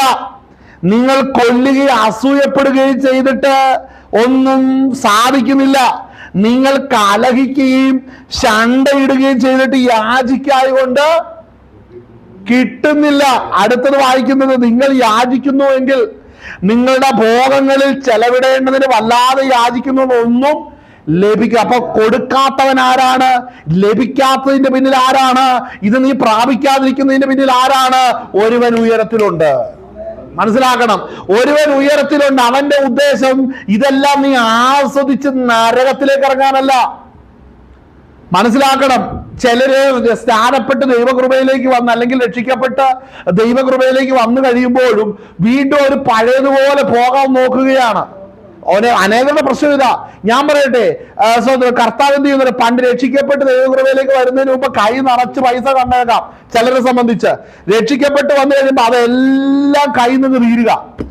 എല്ലാം തീർന്നിട്ട് ഒരു പൈസ ഇവിടെ അക്കൗണ്ടിൽ കാണത്തില്ല. അങ്ങനെ ഒത്തി വരുമ്പോ എന്നാ സംഭവിക്കും? ഇവന്റെ ഉള്ളിൽ കിടക്കുന്ന പാപം വെളിപ്പെടും. ഇവൻ കിടന്നിട്ട് യാചിക്കാൻ തുടങ്ങും. പണ്ട് ഇവൻ പറയുന്നത്, ഞാൻ പണ്ട് പ്രാർത്ഥിച്ചപ്പോ ഇറങ്ങിയ കൂടെ അതിന്റെ എല്ലാ വഴികളും തെളിഞ്ഞു. കാശാണെങ്കിൽ കാശ് എന്തിനും അവിടെ കിട്ടി എന്നുള്ള സാക്ഷ്യമാണ് പറയുന്നത്. പക്ഷെ ഇപ്പോൾ അത് സാധിക്കുന്നില്ല. അതെന്താ? ഇപ്പൊ എന്ത് സംഭവിച്ചു? ഇപ്പോൾ സംഭവിച്ചത്, ഞാനതൊക്കെ ആഗ്രഹിച്ചാലും നടക്കുന്നില്ല. ഇതിനൊക്കെ വേണ്ടി ഓടിയാലും സാധിക്കുന്നില്ല. കാരണം എന്താ? ഉയരത്തിൽ ഒരുവൻ കിടക്കുകയാണ്. ഉയരത്തിലെ ദൈവം നിന്റെ ജീവിതത്തിൽ കൺട്രോൾ വരുത്തുകയാണ്. എന്താ? ദൈവത്തിന്റെ ഇഷ്ടം നിന്റെ ശുദ്ധീകരണം. പക്ഷെ നിന്നെ വെറുതെ ശുദ്ധീകരിക്കാൻ പറ്റത്തില്ല. പിന്നെയോ, നിന്റെ അകത്ത് കിടക്കുന്നത് പുറത്തു വരണമെങ്കിൽ ആ വിഷയത്തിൽ നിനക്ക് സ്കേർസിറ്റി വരണം. മനസ്സിലാകുന്നുണ്ടോ? നിനക്ക് നിന്നെ വെറുതെ പരീക്ഷിക്കുന്നില്ല കർത്താവ്. എങ്ങനെയാ പരീക്ഷിക്കുന്നറിയാവോ? നിന്റെ പ്രശ്നങ്ങൾ ആദ്യം വെളിപ്പെടും. നീ ഭയങ്കര തീറ്റപ്രാന്തനാണെങ്കിൽ, നിന്റെ കയ്യിൽ 5 പൈസ ഇല്ലാതിരിക്കുമ്പോഴും നീ ആർത്തി കൊണ്ട് പരവേശപ്പെടും. സ്വസ്ഥതയില്ലാതെ, ഉറക്കമില്ല, എന്ത് തിന്നാലും രുചിയില്ല, തിന്നിട്ടങ്ങോട്ട് തൃപ്തി വരാത്ത ഒരവസ്ഥയിൽ വരുന്നു വെച്ചോ. അങ്ങനെ വന്നു കഴിഞ്ഞാൽ എന്തുണ്ടാകുന്നറിയാവോ? കർത്താവ് നിന്നെ മനസ്സിലാക്കിക്കുക, മകനെ, നിന്റെ നിന്റെ നാവിന്റെ രുചിക്ക് വേണ്ടി നിന്റെ ഓട്ടം ഉണ്ടല്ലോ, ഇത് പാപം. അതുകൊണ്ട് കർത്താവ്, നീ എത്ര യാചിച്ചിട്ട് നിനക്ക് കിട്ടുന്നില്ല. ഇതല്ലേ ഒത്തിരി പേര് ഉപവസിച്ച് പ്രാർത്ഥിക്കുന്നു. നല്ലപോലെ ഉപവസിച്ച് പ്രാർത്ഥിക്കുന്ന എന്നാന്നറിയാമോ? നല്ലപോലെ ഭോഗങ്ങളിൽ ചെലവിടേണ്ടതിന് വല്ലാതെ യാചിക്കാനാണ് മിക്ക ഉപവാസം എടുക്കുന്നത്. സ്വന്തം തന്റെ ഭോഗങ്ങളിൽ ചെലവിടേണ്ടതിന് വല്ലാതെ യാചിക്കേണ്ടതിനാണ് ചിലര് സ്വന്തം മിക്ക മീറ്റിങ്ങിന്റെ അകത്ത് ഓടി കിടക്കുന്നത്. അവര് പറയുന്നത്, ഇതുവരെ അങ്ങോട്ട് പണ്ടത്തെ പോലെ അങ്ങ് വരുന്നില്ല. ചിലര് പറയുന്ന കാര്യമാ, പണ്ട് പോകുന്ന കാര്യങ്ങളെല്ലാം ശുഭമായിരുന്നു. ഇറങ്ങുന്ന കാര്യങ്ങളെല്ലാം തീർച്ചയായിട്ടും നടക്കും. ഇറങ്ങിയാൽ ഒരു കാര്യം നേടിക്കൊണ്ടുവരും. രക്ഷിക്കപ്പെട്ട് ദൈവകൃപയിലേക്ക് വന്ന നീ ഇപ്പോൾ ഒരു കാര്യത്തിന് പോയാൽ ഒന്നും നടക്കുന്നില്ല. ഇതാണ് ആ വാക്യം. അതുകൊണ്ട് നീ വെറുതെ ഓടരുത്. നിന്നിട്ട് ചിന്തിക്കണം, ഞാൻ ഏത് പാപ സ്വഭാവത്തിലാണ് ബന്ധിക്കപ്പെട്ടിരിക്കുന്നത്. വെറുതെ ആകത്തില്ല. ഇത് കർത്താവ് എന്ത് ചെയ്യുന്നറിയാമോ? ആ വാക്യമാണ് എടുത്ത വിഷയം. അവിടെ പറയുന്നത് എന്താ? അവിടെ വായിക്കുന്നത്, ഓരോരുത്തൻ പരീക്ഷിക്കപ്പെടുന്ന സ്വന്തം മോഹത്താൽ. ചിലർക്ക് വാഹനം മോഹവിഷയമാ, ചിലർക്ക് വീടുകൾ മോഹവിഷയമാ, ഉന്നത സ്ഥാനങ്ങൾ മോഹവിഷയമാ, കുടുംബപ്പേര് മോഹവിഷയമാ. ചിലര് കുടുംബത്തിന്റെ പേരൊക്കെ വളരെ ഇങ്ങനെ മുറക്ക പിടിക്കും. കർത്താവ് ആ കുടുംബത്തിന്റെ മഹത്വം അങ്ങോട്ട് നല്ല എടുത്തങ്ങ് കളയും. കാരണം എന്നാന്നറിയാവോ? ഇത്തെ പിടിച്ചോണ്ടിരിക്കുകയല്ല വേണ്ടത്, നീ സ്വർഗത്തിൽ വരിക വേണ്ടത്. ഇതാ ദൈവത്തിന്റെ വിഷയം. നമ്മൾ പ്രാർത്ഥിക്കുന്നത്, കർത്താവ് എന്റെ കുടുംബത്തെ നീ ഓർക്കണം, എന്റെ അവസ്ഥകളെ നീ കാണണം. നീ സെന്റിമെന്റലായി, കാര്യം നീ ഇപ്പോഴും ആത്മീകമായി ശിശുവാണ്, അല്ലേ? ഹല്ലേലൂയ. ആത്മീകമായി ശിശുവാണ്. ആ വാക്യം ഒന്നും കൂടെ വായിച്ചേ, യാക്കോബിന്റെ ലേഖനം സ്തോത്രം 1:13 മുതൽ വായിച്ചേ. പരീക്ഷിക്കപ്പെടുമ്പോൾ ഞാൻ ദൈവത്താൽ പരീക്ഷിക്കപ്പെടുന്നു എന്ന് ആരും പറയരുത്. ദൈവം ദോഷങ്ങളാൽ പരീക്ഷിക്കപ്പെടാത്തവനാവുന്നു. താൻ ആരെയും പരീക്ഷിക്കുന്നതുമില്ല. ഇല്ല. ഓരോരുത്തൻ പരീക്ഷിക്കപ്പെടുന്നത് സ്വന്തം മോഹത്താൽ ആകർഷിച്ച് വശീകരിക്കപ്പെടുകയാലാവുന്നു. മോഹം ഗർഭം ധരിച്ച് പാപത്തെ പ്രസവിക്കുന്നു. പാപം മുഴുവൻ മരണത്തെ പെറുന്നു. എന്റെ സഹോദരന്മാരെ വഞ്ചിക്കപ്പെടരുത്, അല്ലേ? സ്തോത്രം, സ്തോത്രം, സ്തോത്രം, സ്തോത്രം. നമുക്കതിന് ഗലാത്യ ലേഖനം 4:1 മുതൽ വായിച്ചേ. നമ്മൾ മടങ്ങി വരും. 4:1 ഗലാത്യ ലേഖനം 4-ാം അധ്യായം 1-ാം വാക്യം ഞാൻ വായിക്കാം. അവകാശി സർവത്തിനും യജമാനൻ എങ്കിലും ശിശുവായിരിക്കുന്നിടത്തോളം ദാസനേക്കാൾ ഒട്ടും വിശേഷതയുള്ളവനല്ല. എന്ന് പറഞ്ഞാൽ എന്നാ? സ്വർഗത്തിലെ സകല ആത്മീക അനുഗ്രഹങ്ങളും ഉണ്ട്, പക്ഷെ നിനക്ക് നിന്റെ ആ പൊളിഞ്ഞ വീടിന്റെ പുറകെ നീ നടക്കുന്നത്. സ്വർഗത്തിലെ സകല ആത്മീക അനുഗ്രഹങ്ങളും നിനക്കുണ്ട്, മക്കളുടെ കാര്യം വിട്ടിട്ടൊരു പരിപാടിയില്ല. സ്വർഗത്തിലെ സകല ആത്മീക അനുഗ്രഹങ്ങളും ഉണ്ട്, അക്കൗണ്ടിൽ ഇനിയെങ്കിലും ഇച്ചിരി പൈസ ഉണ്ടാക്കണം, അല്ലേ? എന്താണ് ആ വാക്യം പറയുന്നത്? അവകാശി സർവത്തിനും യജമാനനെങ്കിലും. നീ ഏത് വിഷയത്തിലാണ് നിന്നെ യജമാനനാക്കിയിരിക്കുന്നത്? ലൗകിക വിഷയത്തിലല്ല, സ്വർഗത്തിലെ ആത്മീക അനുഗ്രഹങ്ങളാൽ നിന്നെ അനുഗ്രഹിച്ചിരിക്കുക. ചിലർ തെറ്റായിട്ട് ചിന്തിക്കുകയാണ്, എന്നെ ആത്മീക അനുഗ്രഹങ്ങളുണ്ട്, ഞാൻ ഒരു 2 ഏക്കർ കിട്ടാൻ വേണ്ടി പ്രാർത്ഥിക്കാൻ പോവുക, ഞാൻ ഇന്ന് 2 കോടി 2 ലോട്ടറി എടുത്തിട്ടേ ഉള്ളൂ. മനസ്സ് എവിടെ പോയി? എന്താണ് ആ വാക്യം? ആ വാക്യം ഒന്ന് വായിച്ചേ. അവകാശി സർവത്തിനും യജമാനനെങ്കിലും. ആരാണ് അങ്ങനെയാണെങ്കിൽ ദാസൻ? ആരാണ് ദാസൻ? വീട്ടിൽ ജനിക്കാത്തവനാണ് ദാസൻ. നമ്മൾ വീട്ടിൽ ജനിച്ച മക്കളാണ്. അങ്ങനെയെങ്കിൽ വീട്ടിൽ ജനിക്കാത്തവരാരാ? ജാതികളല്ലേ? ജാതികളെ പോലെ ചിന്തിക്കാൻ തുടങ്ങുന്നുണ്ടെങ്കിൽ ശ്രദ്ധിച്ചോണം, ഇതാണ് അതിന്റെ പിന്നിലെ കാരണം. നീ അവകാശിയാണ്. സ്വർഗത്തിൽ നിന്നെ കർത്താവ് കൊണ്ടുവന്ന് നിന്നെ ഒരുക്കിക്കൊണ്ടിരിക്കുകയാണ്. പിതാവിന് ഇഷ്ടം നിന്റെ ശുദ്ധീകരണമാ. പക്ഷെ നീ ഇപ്പോഴും ദാസനെ പോലെ ചിന്തിച്ചുകൊണ്ടിരിക്കുന്നത്. നീ ഇപ്പോഴും ദാസ്യമായ കാര്യങ്ങളെ കുറിച്ചാണ് ചിന്തയായിരിക്കുന്നത്. വളരെ ചിന്തിക്കേണ്ട കാര്യമാണ്. നമ്മൾ ഈ വാക്യം വായിക്കുമ്പോൾ എന്താ ഇതിന്റെ മീനിങ്? ഇതൊക്കെയാണ് ഇതിന്റെ മീനിങ്. ഇതൊക്കെ ഒരാ മീനിങ് ആണ്, ഒത്തിരി അർത്ഥങ്ങളുണ്ട്. അത് പരിശുദ്ധാത്മ നമ്മളെ കൊണ്ടുപോയാലേ നമുക്കതൊക്കെ മനസ്സിലാകത്തുള്ളൂ. അവിടെ ശ്രദ്ധിക്കണം, അവിടെ വായിക്കുന്ന എന്താണ്? സ്തോത്രം. അവകാശി സർവത്തിനും യജമാനൻ എങ്കിലും ശിശുവായിരിക്കുന്നിടത്തോളം വിശേഷതയുള്ളവനാൽ അടുത്തത് പിതാവ് നിശ്ചയിച്ച അവധിയോളം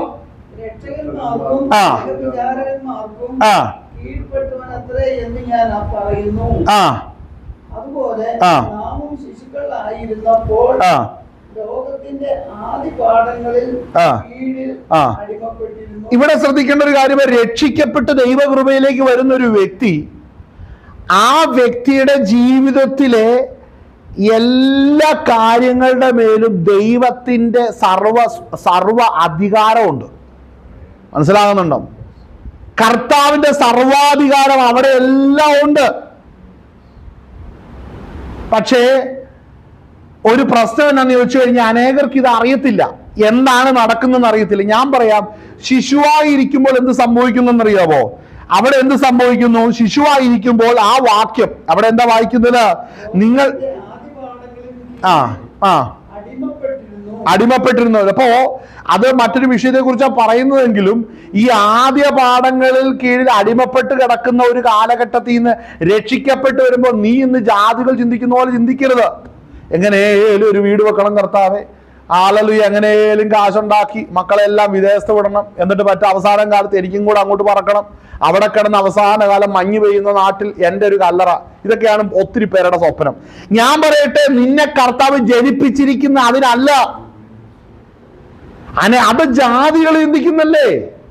ഞാൻ ചോദിക്കട്ടെ, കൈ നിറച്ച് പൈസ, നമുക്ക് സമ്പത്ത് ആവശ്യമാണ്. അതെ, നമ്മളൊരു 3-ാം ലോക രാജ്യത്ത് നിന്നുകൊണ്ടാണ് നമ്മൾ സാമ്പത്തിക വിഷയം പറയുന്നത്.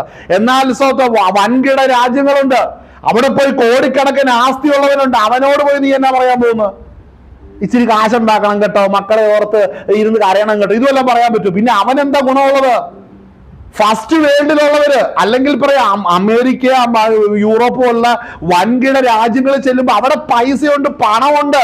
അവിടെ ഒരു വീടിന് വേണ്ടിയും കുറച്ച് അല്പമായ കാര്യങ്ങൾക്ക് വേണ്ടി പോകുന്ന അവിടുത്തെ ഒരു സിസ്റ്റം അല്ല. അതൊക്കെ ഇന്ത്യ പോലെയുള്ള രാജ്യങ്ങളുടെ അവസ്ഥയാണ്. സാമ്പത്തികമായ ശ്രേണിയിൽ മുന്നേറുക എന്നുള്ള ഒരു അവസ്ഥ, അതിന് ആത്മീയം ഉപയോഗിക്കുന്ന മണ്ടത്തരം ഇന്ത്യയിലേ ഉള്ളൂ.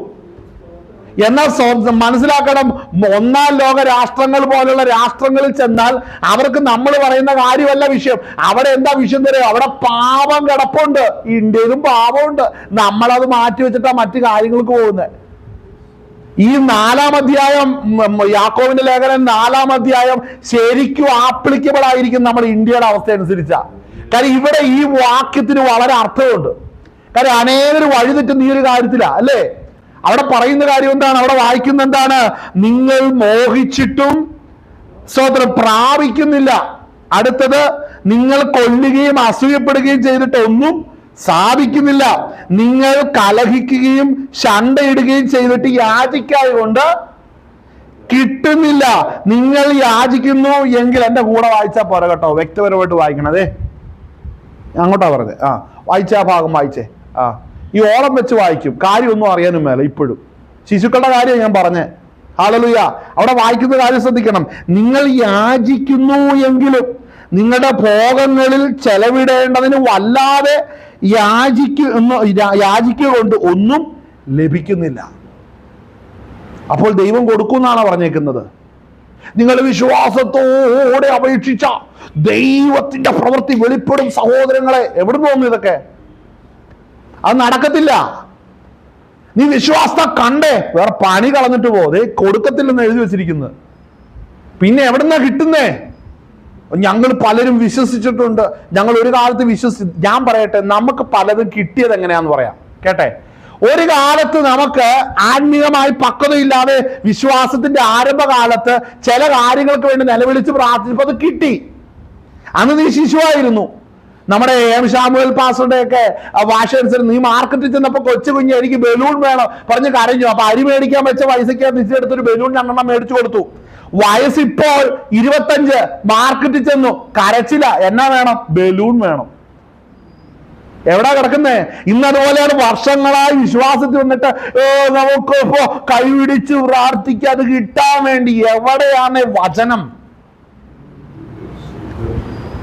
എവിടെയാ വചനം? ഒത്തിരി പേർക്ക് ഇന്ന് ഈ ഗ്രാഹ്യമില്ല. ഈ വചനം മറന്നു പോകരുത്. കർത്താവ് കൊടുക്കത്തില്ല. നീ രക്ഷിക്കപ്പെട്ടാണോ സ്നാനപ്പെട്ടതാണോ നിനക്ക് കിട്ടുന്നത്? നീ എത്ര വർഷമായി വിശ്വാസം വന്നിട്ട്? 25 വർഷം, 30 വർഷം, എന്നിട്ടോ ഒരു ഗുണവുമില്ല. ഇന്നും ശിശുക്കൾ ശിശുക്കൾ പറയുന്നത് പോലെയുള്ള ആ കാര്യം പറഞ്ഞുകൊണ്ട് ഇന്ന് ഇരിക്കുക ആത്മീയമായിട്ട്. കർത്താവ് കൊടുക്കത്തില്ല. കാര്യം കർത്താവിന്റെ വിഷയം നിന്റെ ശുദ്ധീകരണമാ. അതിനെന്ത് വേണം? നീ ഏത് വിഷയത്തിലാണോ, ഏത് കാര്യത്തിലാണോ നീ ഇല്ലായ്മ അനുഭവിക്കുന്നത്, ആ വിഷയത്തെ സ്വർഗത്തിലെ ദൈവം തൊടുകയാണ്. പിടികിട്ടിയോ? അവന്റെ ആവശ്യം ഏതാണ്? ആവശ്യം എന്താണ്? അവിടെയാണ് ദൈവം തൊടുന്നത്. എന്നാൽ കർത്താവ് പറഞ്ഞിട്ടുണ്ട്, നിങ്ങൾക്ക് ഉണ്മാൻ ഉടുപ്പാനുണ്ടെങ്കിൽ മതി എന്ന് വെക്കുന്ന. സ്വർഗത്തിലെ ദൈവം നമുക്ക് ആവശ്യമുള്ളതെന്ന് അറിയുന്നു. അത് നമുക്ക് കിട്ടിയിരിക്കും. ഞാൻ പറയാം, നമുക്ക് ആവശ്യമുള്ളതൊന്നും നമ്മൾ പ്രാർത്ഥിച്ച് കിട്ടുകയല്ല, നമുക്ക് ദൈവം തരിക ചെയ്യുന്നത്. ഈ ഭൂമി എപ്പോഴെങ്കിലും നിലവിളിച്ചിട്ടുണ്ടോ മഴ അയക്കുന്ന? ഭൂമിയുടെ മേൽ മഴ അയക്കണം എന്നുള്ള ദൈവത്തിന് അറിയാതെ അയച്ചിരിക്കും. ഇതുപോലെ നമ്മുടെ നന്മകൾ, നമുക്ക് വരേണ്ട അനുഗ്രഹങ്ങൾ നമ്മൾ പ്രാർത്ഥിച്ചിട്ടല്ലെന്നേ. നീ എവിടുന്നാ? ചിലർ ദൈവസന്നിധി വന്നിരുന്ന് പറയുന്ന നീ പ്രാർത്ഥിക്ക്, കിട്ടാൻ വേണ്ടി നിലവിളിയിൽ കാർച്ചയായിട്ട് ഇരിക്കുകയാണ്. പക്ഷെ അവിടെ കിട്ടുമോ? കിട്ടത്തില്ല. ആ വാക്യം നമ്മൾ അടിവരയിട്ടോളം. ചിലർ കാര്യമുണ്ട്, ക്രിസ്തുവിലേക്ക് ചിലരോട് സുവിശേഷം പറയുന്നത് നിന്റെ അവസ്ഥ ഇന്ന് മാറ്റും കേട്ടോ, നിന്റെ ജോലിയില്ല, ജോലി കിട്ടും. ചിലരോട് പറയുന്നത് നിന്റെ രോഗമില്ല, രോഗം മാറി. ചിലര് സുവിശേഷം പറയുന്നത് അത് സുവിശേഷമല്ല, അത് പിശാചിന്റെ ആലോചന പറഞ്ഞു കൊടുക്കുന്നത്. കർത്താവിന്റെ വചനം ഇതൊന്നും ഓഫർ ചെയ്യുന്നില്ല. ഹല്ലേലൂയ. കർത്താവ് ഇതൊന്നും ഓഫർ ചെയ്യുന്നില്ല. ഓഫർ ചെയ്യുന്നത് നമ്മളോട് മാനസാന്തരപ്പെടാനാണ്. ഹല്ലേലൂയ. എന്താണ് ആ വാക്യം? ഒന്ന് വായിച്ചേ, അവിടെ വായിച്ചേ ആ വാക്യം. യാക്കോബിന്റെ ലേഖനം 4:2 മുതൽ വായിച്ചേ.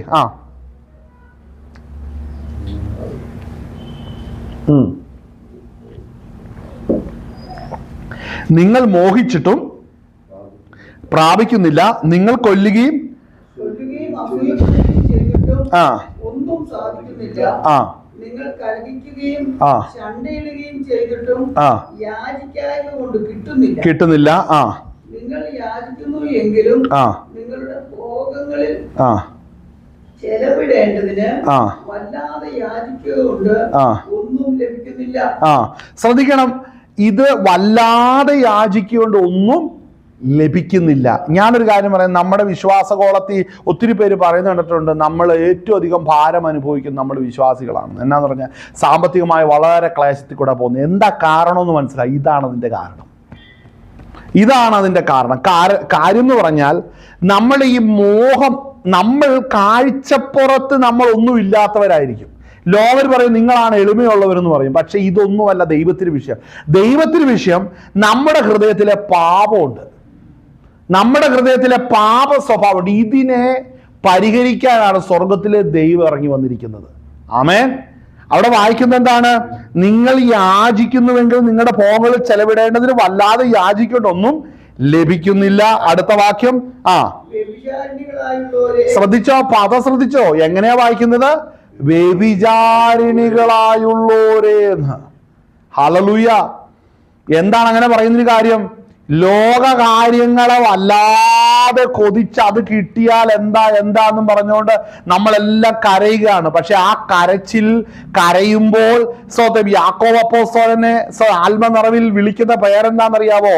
അപ്പോസ്തലൻ വിളിക്കുന്ന അങ്ങനെ ഒരു കരയുന്നവരെ കണ്ടിട്ട് വിളിക്കുക വ്യഭിചാരിണികളായുള്ളോരേ. കണ്ടോ? Hallelujah, hallelujah. കർത്താവിന്റെ ഹല്ലേലൂയ കാന്തയായിട്ട് വിളിക്കപ്പെട്ടിരിക്കുന്നവരാ നമ്മള്, അല്ലേ? ക്രിസ്തുവിന്റെ കാന്ത. ഇപ്പൊ വിളിച്ചിരിക്കുന്ന പേരെന്നാ? വ്യഭിചാരിണികളായുള്ളവരെന്ന്, അല്ലേ? വായിച്ചെടുത്ത്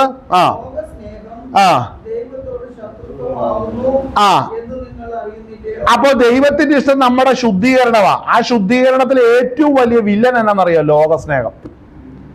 ലോകസ്നേഹം ഉണ്ടെങ്കിൽ നമ്മൾ ദൈവത്തിന്റെ പ്രോഗ്രാമിന് എതിരാണ്, നമ്മൾ എതിരാണ്. ഹല്ലേലൂയ. അതുകൊണ്ട് ഞാനൊരു കാര്യം പറയാം കേട്ടോ, നമ്മൾ പലപ്പോഴും കാര്യങ്ങളെല്ലാം സംസാരിച്ചു വരുന്നു കഴിയുമ്പോൾ നമ്മൾ ഈ അവസ്ഥയ്ക്ക് നമ്മൾ ഈ ജീവിക്കുന്ന വീട് നമുക്കിഷ്ടമല്ല, നമ്മൾ ഉപയോഗിക്കുന്ന വണ്ടി നമുക്കിഷ്ടമല്ല, നമ്മൾ ജീവിക്കുന്ന ദേശം നമുക്കിഷ്ടമല്ല, നമ്മൾ ഇട്ടിരിക്കുന്ന വസ്ത്രം പോലും നമുക്ക് ഇഷ്ടമല്ലാത്ത അവസ്ഥയല്ല പലർക്കും, അല്ലേ? ഇങ്ങനെ നമുക്ക് ഇഷ്ടമല്ലാതെ ഇരിക്കുന്നതിന് കാരണം എന്താണ്? കാരണം ഈ ലോകസ്നേഹം അകത്ത് കിടക്കുകയാണ്. ഇതിലും നല്ലതൊന്ന്, ഇതിലും വലിയതൊന്ന്, ഇതിലും ശ്രേഷ്ഠമായ ദേശം ഇത് നോക്കുകയാണ് ചെയ്യുന്നത്. ഹല്ലേലൂയ. അപ്പൊ ഈ ലോകസ്നേഹം അകത്ത് കയറിയ വളരെ സൂക്ഷിച്ചത് കൈകാര്യം ചെയ്യണം. ആമേൻ. നമ്മൾ വിശ്വസിക്കാൻ റെഡിയാണോ? എൻ്റെ കർത്താവ് എനിക്ക് ആവശ്യമുള്ളത് തരും. ഇന്ന് പറയാവോ? ഒരുമാതിരിയുള്ള ബന്ധനമല്ല ഇന്ന് അഴിയും. ഒരുമാതിരിപ്പെട്ട പോരാട്ടം. ഇന്ന് പിശാച് പറയും ഞാൻ ഇന്ന് തൽക്കാലം ഇവരുടെ കൂടെ പോകുന്നില്ലെന്ന് പിശാച് ഇന്ന് ഒരു ദിവസത്തേനെങ്കിലും പറയും. എന്താ കാര്യം?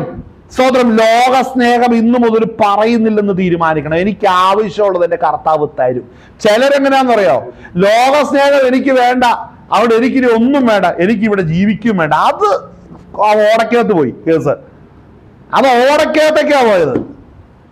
നീ എന്തുകൊണ്ടാ ഇങ്ങനെ ജീവിക്കുന്നത്? നീ ദൈവസന്നിധിയിൽ പറ, കർത്താവ് എനിക്ക് ആവശ്യമുള്ളത് തരും. എൻ്റെ ആവശ്യമുള്ളത് എൻ്റെ കയ്യിൽ കർത്താവ് നൽകിയിട്ടുണ്ട്. ആമേൻ. എത്ര ദേവദാസന്മാർ പറയും എനിക്ക് 100 രൂപ എൻ്റെ കയ്യിലുള്ള 100 രൂപയുടെ ചെലവ് എനിക്ക് വരത്തുള്ളൂ. നീ വിശ്വസിക്കാൻ റെഡിയാണോ? ഹല്ലേലൂയ. എനിക്കൊരു 1000 രൂപ കയ്യിലുണ്ട്, അതിനുള്ള ചെലവ് ആവശ്യം എനിക്ക് വരത്തുള്ളൂ. നീ വിശ്വസിക്കാൻ റെഡിയാണോ? അപ്പൊ ചിലത് അങ്ങനെയല്ലല്ലോ. ഈ 1000 രൂപയുടെ 10,000 രൂപയുടെ ചെലവായിരിക്കും ഇപ്പൊ വന്നുകൊണ്ടിരിക്കുന്നതെന്ന്. എവിടാ പ്രശ്നം എന്നറിയോ? ഈ അകത്ത് കിടക്കുന്ന മോഹം പിടി കിട്ടിയോ? അത് മേടിക്കണം, ഇത് മേടിക്കണം, അത് ചെയ്യണം, ഇത് ചെയ്യണം. നിനക്ക് ആവശ്യമില്ലാത്തതെല്ലാം നിനക്ക് വേണം. നിനക്ക് ആവശ്യമില്ലാത്തതെല്ലാം നിനക്ക് വേണം. അതിന് നീ പ്രാർത്ഥിക്കാൻ റെഡിയാണ്. ഹല്ലേലൂയ. എവിടെയൊക്കെയോ വചനം തൊടുന്നുണ്ട്. ആമേൻ. വായിച്ചേ. ആകയാൽ ലോകത്തിന്റെ സ്നേഹിതനാകുവാൻ ഇച്ഛിക്കുന്നവനെല്ലാം ദൈവത്തിന്റെ ശത്രുവായി തീരുന്നു. അതായത് മനസ്സിലാക്കണം, ഇവിടെ പറയുന്നൊരു കാര്യം, ഈ ലോകകാര്യം പ്രാർത്ഥിക്കുന്നവനെല്ലാം ദൈവത്തിന് ശത്രുവാ. മനസ്സിലായോ? അപ്പൊ ഞാൻ ചോദിക്കട്ടെ, നമ്മുടെ ഈ കാര്യം നടക്കണമെന്ന് ആ വിഷയത്തിനല്ല നീ പ്രാർത്ഥിക്കേണ്ടത്. നീ ആ വിഷയം, പ്രാർത്ഥന എന്ന് പറയുന്നത് ഒരിക്കലും ഇതൊക്കെ എവിടുന്ന് വന്നതാ? ഞാൻ എൻ്റെ ചോദ്യം അതാ, ഇതൊക്കെ എവിടുന്ന് വന്നത്? ലോകത്തിലെ ആവശ്യം നമ്മൾ സ്തോത്രത്തോടെ ദൈവസന്നിധിയിൽ അർപ്പിക്കണം, അല്ലേ? പക്ഷെ ഈ പറയുന്നത് അങ്ങനെയല്ല. ഇത് വല്ലാതെ അപേക്ഷിക്കുന്നവരുടെ ലിസ്റ്റിനെ കുറിച്ചാണ് പറയുന്നത്, അല്ലേ? സ്നേഹിതനാകുവാൻ ഇച്ഛിക്കുന്നവനെല്ലാം തീർന്നു. അടുത്തത് അല്ലെങ്കിൽ തിരുവെഴുത്ത് വെറുതെ സംസാരിക്കുന്നു എന്ന് തോന്നുന്നുവോ? അവൻ നമ്മിൽ വസിക്കുമാറാക്കിയ ആത്മാവ് അസൂയയ്ക്കായി കാംക്ഷിക്കുന്നുവോ? ഒരു കാര്യത്തിലാണ് അവിടെ പറഞ്ഞിരിക്കുന്നത്, നമ്മളിൽ പ്രാപിച്ചിരിക്കുന്ന പരിശുദ്ധാത്മാവ് അസൂയയ്ക്കായി. അങ്ങനെയാണെങ്കിൽ ആ ഒരു കാര്യം മറ്റു ചില കാര്യങ്ങളിലും കൂടെ ഒന്ന് കണക്ട് ചെയ്ത് നമ്മൾ ചിന്തിക്കണം. നമ്മളിൽ പകർന്ന അഭിഷേകത്തെ മോഹിക്കാറുണ്ടോ? നമ്മളിൽ പകർന്ന അഭിഷേകം ഹൃദയത്തിൽ കൊലപാതകം നടത്താറുണ്ടോ? പറ. നമ്മളിൽ പ്രാപിച്ച അഭിഷേകം അസൂയപ്പെടാറുണ്ടോ? നമ്മളിൽ പ്രാപിച്ച അഭിഷേകം ശണ്ട ഉണ്ടാക്കാറുണ്ടോ? നമ്മളിൽ പ്രാപിച്ച അഭിഷേക കലക്കം ഉണ്ടാക്കാറുണ്ടോ? ഇതൊക്കെ നിങ്ങൾ ചെയ്തെങ്കിൽ നിങ്ങളിൽ ഇരിക്കുന്ന ആത്മാവ് പരിശുദ്ധാത്മാവല്ല. അതിന്റെ പേരാണ് ജഡമോഹം എന്ന് പറയുന്നത്. അതിനെ ജയിച്ചാൽ മാത്രമേ അക്കരെ നാട്ടിൽ പോകത്തുള്ളൂ. ഹല്ലേലൂയ. ചിലര് ഇതിന്റെ പിന്നിൽ ഇരുന്ന് രോഗിയായി ചിലർ പറയുന്നത്, ഞാനാണെങ്കിൽ എനിക്ക് ഇന്റെ കാര്യം കിട്ടാതായിട്ട് വളരെ ഭാരപ്പെട്ട് ഞാനിന്ന് രോഗിയാണ്. നീ രോഗിയായതിന് കാരണം നിനക്ക് വചനം അറിയത്തില്ല. നീ രോഗിയായതിന് കാരണം നിനക്ക് സത്യവചനത്തിന്റെ ആഴം അറിയത്തില്ല. വേണ്ടാത്ത വഴിയിലൂടെ എല്ലാം നീ യാത്ര ചെയ്ത് നീ രോഗിയായതല്ലേ? ദൈവവചനം പറയുന്നില്ലല്ലോ. നീ എന്തേ കർത്താവിന്റെ ചട്ടം പഠിക്കാത്തത്? കർത്താവിന്റെ പ്രമാണം പഠിക്കാതിരുന്നത്? മനസ്സിലാക്കണം. ഈ ആരാന്നറിയാവോ കഷ്ടത്തിൽ വീഴുന്നത്? ഈ തിരുവെടുത്തെടുത്ത് കളയുന്നവരാണ് പ്രശ്നത്തിൽ ചെന്ന് വീഴുന്നത്. ഇത് വേണ്ട, നമുക്ക് പ്രാർത്ഥിക്കാം. നമ്മളിപ്പോ പ്രാർത്ഥനയാണ് വേണ്ടത്. അതാ ഇന്ന് ചിലർ പറയുന്നത്, ഇന്ന് ഒത്തിരി വിശ്വാസത്തിലുള്ള ചിലർ പറയുന്നത്, നമുക്ക് ബൈബിളും വചനവും അല്ല വേണ്ടത്, നമ്മൾ പ്രാർത്ഥന. ഞങ്ങൾ പ്രാർത്ഥന മാത്രം ഉദ്ദേശിക്കുന്നത്. എന്താണ് അവിടെ വചനം പറഞ്ഞാൽ നിനക്ക് എന്നാ പറ്റും?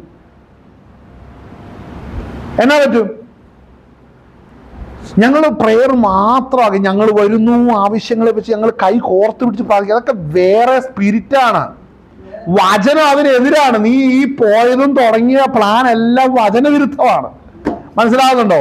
ഞങ്ങൾ അങ്ങനെയൊക്കെ വചനവിരുദ്ധമായ കാര്യങ്ങൾ ചെയ്യും. വചനവിരുദ്ധമാണെന്ന് പറയുന്നത് എപ്പോഴാ? വചനം പറയുമ്പോഴാ വചനവിരുദ്ധമാകുന്നുള്ളൂ. വചനം പറയാത്തിടത്തോളം വചനവിരുദ്ധമല്ല, അവന്റെ ഇഷ്ടമാ. അതുകൊണ്ട് ശ്രദ്ധിക്കണം. ആരെങ്കിലും പറഞ്ഞത് കേട്ട് ചാടരുത്. വിളിക്കുകയും ആഹ്വാനം ചെയ്യുന്ന കാര്യങ്ങളൊക്കെ ദൈവികമാണോ, ഉപദേശത്തിലുണ്ടോ, വചനപ്രകാരമുള്ളതാണോ ചിന്തിച്ചോണം. ഹല്ലേലൂയ. സങ്കീർത്തനത്തിലോ ഏതെങ്കിലും 2-3 വാക്യം എടുത്തോണ്ട് വന്നിട്ട് നമുക്ക് വിശ്വാസത്തോടെ പ്രാർത്ഥിക്കാം. നീ കാണാതെ വിശ്വസിച്ചാൽ വളരെ പ്രാപിക്കും, അതുമാണ് ഇതാണെന്ന് പറഞ്ഞ് 2-3 വാക്യം എടുത്തു വെച്ച് മോഹിപ്പിച്ചിട്ടിരിക്കും. ഈ വചനങ്ങൾ ശ്രദ്ധിക്കണം. ഇങ്ങനെ എഴുതി വെച്ചിട്ടുണ്ട്. ഇത് ആർക്കാ എഴുതി വെച്ചിരിക്കുന്നത്? സഭയ്ക്ക് എഴുതി വെച്ചിരിക്കുകയാണ്. നമ്മുടെ അകമയുള്ള ഒരു മനുഷ്യനുണ്ട്. അകമയുള്ള മനുഷ്യൻ ബലം പ്രാപിക്കണം. അകമയുള്ള മനുഷ്യൻ വളർച്ച പ്രാപിക്കണം. നിങ്ങൾ ഇവിടെ ഉണ്ടോ? കരങ്ങൾ ദൈവത്തെ മഹത്വപ്പെടുത്തിയാട്ടെ. കർത്താവ് കാണുന്നുണ്ടെല്ലാം. വായിച്ചേ.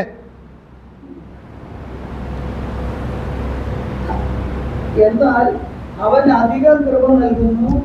അതുകൊണ്ട് ദൈവം നിഗളികളോട് എതിർത്ത് നിൽക്കുകയും. ഈ നിഗളി എന്ന് പറയുന്നത് ലോകസ്നേഹമായിട്ടിരിക്കുന്നവനെല്ലാം നിഗളിയ. വ്യക്തമായ നിഗളികളാണ്. നമുക്ക് ആവശ്യമുള്ള ദൈവം തരും. പക്ഷേ ഈ പറയുന്ന 2 പദം, നിങ്ങൾ മോഹിച്ചിട്ട് സ്തോത്രം, മോഹിച്ചിട്ട് പ്രാപിക്കുന്നില്ല, നിങ്ങൾ കൊല്ലുകയും അസൂയപ്പെടുകയും ചെയ്തിട്ടൊന്നും സാധിക്കുന്നില്ല, നിങ്ങൾ കലഹിക്കുകയും ശണ്ടയിടുകയും ചെയ്യുന്നവർ. ഇതെല്ലാം നടക്കുന്നുണ്ട്. മിക്ക സഭയ്ക്കകത്തും പ്രശ്നം ഈ ശണ്ടയിടലാണ് കാണുന്നത്. ഈ തിരുവെടുത്തറിയാതെ ഒരു കൂട്ടർ അവരുടെ മക്കളെ ദൂരേക്ക് അയക്കുന്നു, പഠിച്ചു കാശുണ്ടാക്കി തിരിച്ചു വരുന്നു. അവരിവിടെ കൊണ്ടുവരുന്നു, പണം വണ്ടിയാക്കുന്നു, പണം കെട്ടിടമാക്കുന്നു, സെറ്റപ്പുകളാക്കുന്നു, പ്രോപ്പർട്ടികളാക്കുന്നു, ബാങ്ക് ബാലൻസുകളാക്കുന്നു. അതേ സഭയ്ക്കകത്ത് വചനം അനുസരിച്ച് ഒരുത്തിന് ഇരിക്കാൻ പറ്റില്ല. അവരും അവരുടെ മക്കളെ വിടും. വേറെ എന്തെങ്കിലും കട്ടുപിടിച്ചിട്ടായാലും അവരും വളർന്ന് മേളിൽ കയറി വരും. പിന്നെ ഇവര് തമ്മിലുള്ള ശണ്ടയാണെന്ന് മിക്ക പ്രസ്ഥാനങ്ങളിലും നടക്കുന്നത്. കോമ്പറ്റീഷൻ നടക്കുന്നത്. ആധികാരികമായ പ്രശ്നം വചനം അറിയത്തില്ല. ഇതിങ്ങനെയാണ് പോകുന്നത്. അതുകൊണ്ട് ഇതിന്റെ പിന്നാലെ പോകരുതെന്ന് പറയുമ്പോഴത്തേനും ലോക മനുഷ്യന്റെ സ്വഭാവം കയറിയത് കൊണ്ട് അവരെന്തിക്കും, ഈ വ്യക്തിക്ക് ഇതേ പറയാനുള്ള അവസരമുള്ളൂ. മനസ്സിലാകുന്നുണ്ടോ? നിനക്കൊന്നും ജീവിക്കാൻ അറിയത്തില്ലേ? ജീവിക്കണം. മിക്കതും ഞാൻ പറയാം, ഇതിൽ ജനിച്ചു വളർന്നവരെ കൊണ്ടാണ് ശല്യം കൂടുതൽ. ഇതിൻ്റെ അത് ജനിച്ചു വളർന്ന ഒത്തിരി പേരുണ്ട്, അവർക്ക് ശല്യം വളരെ കൂടുതലാണ്. കാര്യം ആധികാരികമായ ഒന്നും അറിയത്തുമില്ല, പഠിച്ചിട്ടുമില്ല. പക്ഷേ തെറ്റിപ്പോകുന്നവരുടെ ഒരു വലിയ സംഘം. മനസ്സിലാകുന്നുണ്ടോ? അതുകൊണ്ട് ക്രമീകരിക്കപ്പെടുവാൻ തയ്യാറാണെങ്കിലേ മതിയാകത്തുള്ളൂ. ആമേൻ. അതുകൊണ്ടാണ് അവിടെ വായിക്കുന്നത് എന്താണ്? പരീക്ഷ സഹിക്കുന്ന മനുഷ്യൻ ഭാഗ്യവാൻ, അവൻ കൊള്ളാവുന്നവനായി തെളിഞ്ഞ ശേഷം കർത്താവ് തന്നെ സ്നേഹിക്കുന്നവർക്ക് വാഗ്ദത്തം ചെയ്ത ജീവകിരീടം. മനസ്സിലാക്കണം, പരീക്ഷ സഹിക്കണം. ഇതെങ്ങനെയാ? ഇത് വേണ്ട എന്ന് വെച്ച്, ഇതിനെ എൻ്റെ ഹൃദയത്തിൽ ഇത് സ്വാധീനിക്കരുതെന്ന് വെച്ച് അതിൽ നിന്ന് സൂക്ഷിച്ചൊഴിയണം. ആമേൻ. Hallelujah, hallelujah. അവിടെ വായിക്കുന്നത് കർത്താവ് തന്നെ സ്നേഹിക്കുന്നവർക്ക് വാഗ്ദത്തം ചെയ്ത ജീവകിരീടം പ്രാപിക്കും. പരീക്ഷിക്കപ്പെടുമ്പോൾ ഞാൻ ദൈവത്താൽ പരീക്ഷിക്കപ്പെടുന്നു എന്ന് ആരും പറയരുത്. ദൈവം ദോഷങ്ങളാൽ പരീക്ഷിക്കപ്പെടാത്തവനാകുന്നു, താൻ ആരെയും പരീക്ഷിക്കുന്നതുമില്ല. ഓരോരുത്തർ പരീക്ഷിക്കപ്പെടുന്ന സ്വന്തം മോഹത്താൽ ആകർഷിച്ചു വശീകരിക്കപ്പെടുകയാൽ ആകുന്നു. അടുത്ത വാക്യം, മോഹം ഗർഭം ധരിച്ച് പാപത്തെ പ്രസവിക്കുന്നു, പാപം മുഴുത്തിട്ട് മരണത്തെ പെറുന്നു. അടുത്തത്, എൻ്റെ പ്രിയ സഹോദരന്മാരെ വഞ്ചിക്കപ്പെടരുത്. കണ്ടോ എന്തുകൊണ്ടായി പറയുന്നേ? ഈ വഞ്ചനയുടെ വഴികളെല്ലാം ഒരുങ്ങിയിരിപ്പുണ്ട്. ആമേൻ. വഞ്ചിക്കപ്പെടുന്ന എപ്പോഴാ? ഇത് എൻ്റെ മോഹങ്ങൾക്ക് ഒത്തവണ്ണം ഞാൻ നടന്നാൽ ഞാൻ വഞ്ചിക്കപ്പെടുകയാണ്. ഞാൻ എൻ്റെ മോഹങ്ങൾക്ക് ഒത്തവണ്ണം ജീവിക്കാമെന്ന് മനം തിരിഞ്ഞാൽ മാത്രമാ ദൈവകരങ്ങളിൽ ഞാൻ ഉപയോഗിക്കപ്പെടത്തുള്ളൂ. ലോക സ്നേഹം ദൈവത്തോട് ശത്രുത്വമാകുന്നു. ഹല്ലേലൂയ, സ്തോത്രം. അടുത്ത് വായിച്ചേ, പാപം എൻ്റെ പ്രിയ സഹോദരൻ വഞ്ചിക്കപ്പെടരുത്.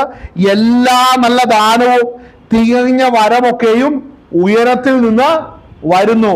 മനസ്സിലാക്കണം, ഉയരത്തിൽ നിന്ന് ആർക്കും വീടും വണ്ടിയും കെട്ടിടങ്ങളും കർത്താവ് കൊടുക്കുന്നില്ല. വേറെ ഒരു ഭൗതിക നന്മയും കൊടുക്കുന്നില്ല. നമുക്കുള്ളതിൽ നമ്മൾ തൃപ്തിപ്പെടണം. നമുക്ക് എന്തെങ്കിലും ആവശ്യമുള്ളതെങ്കിൽ ദൈവം ആ സമയത്ത് നമുക്ക് വഴികൾ തുറന്ന് കർത്താവ് കൊണ്ടുവരും. നമുക്ക് വേണ്ടെന്ന് പറഞ്ഞാലും കർത്താവ് കൊണ്ടുവരും. മനസ്സിലാവുന്നുണ്ടോ? എനിക്കിനി വേണ്ട, അല്ലെങ്കിൽ എനിക്കിത് വേണ്ടെന്ന് പറഞ്ഞാലും കർത്താവ് അല്ല, ഇത് നിനക്ക് വേണ്ടതാണ്, ഇതിലൂടെ ചില കാര്യങ്ങൾ ചെയ്യാനുണ്ട്, അതുകൊണ്ട് നിനക്ക് ഇന്ന് ഇത് ആവശ്യമാണ്. പക്ഷേ മറ്റൊരു വശത്ത് ഈ പാപ സ്വഭാവങ്ങളൊന്നും ജയിക്കാൻ പ്ലാനില്ലാതെ, സ്തോത്രം, എനിക്ക് അത് നേടണം ഇത് നേടണമെന്ന് വിചാരിച്ച് ദുർമോഹികളായിട്ട് ജീവിക്കുന്നവരുണ്ട്. അവരെ ദൈവം പരീക്ഷയ്ക്കായിട്ട് കൊണ്ടുവരും. നീ ഏതിലാണോ പിടിക്കപ്പെട്ടിരിക്കുന്ന ആ വിഷയത്തിൽ കണ്ടമാനം പ്രതിസന്ധി ജീവിതത്തിൽ അനുഭവിക്കും. കാര്യം നിനക്ക് ബോധ്യം വരണം നീ ഏത് പാപത്തിലാണ് വീട് കിടക്കുന്നതെന്ന്. അതിനായിട്ടാണ് കർത്താവ് ആ നിലവാരത്തിലുള്ള ക്രമീകരണങ്ങളെ സ്വർഗം ഒരുക്കുന്നത്. ആമേൻ, ഹല്ലേലൂയ, സ്തോത്രം. ആ വാക്യം നമുക്കൊന്ന് വായിച്ചിട്ട് നമുക്ക് അവസാനിപ്പിക്കാം. ആമേൻ, സ്തോത്രം. ഒന്ന് വായിച്ചേ.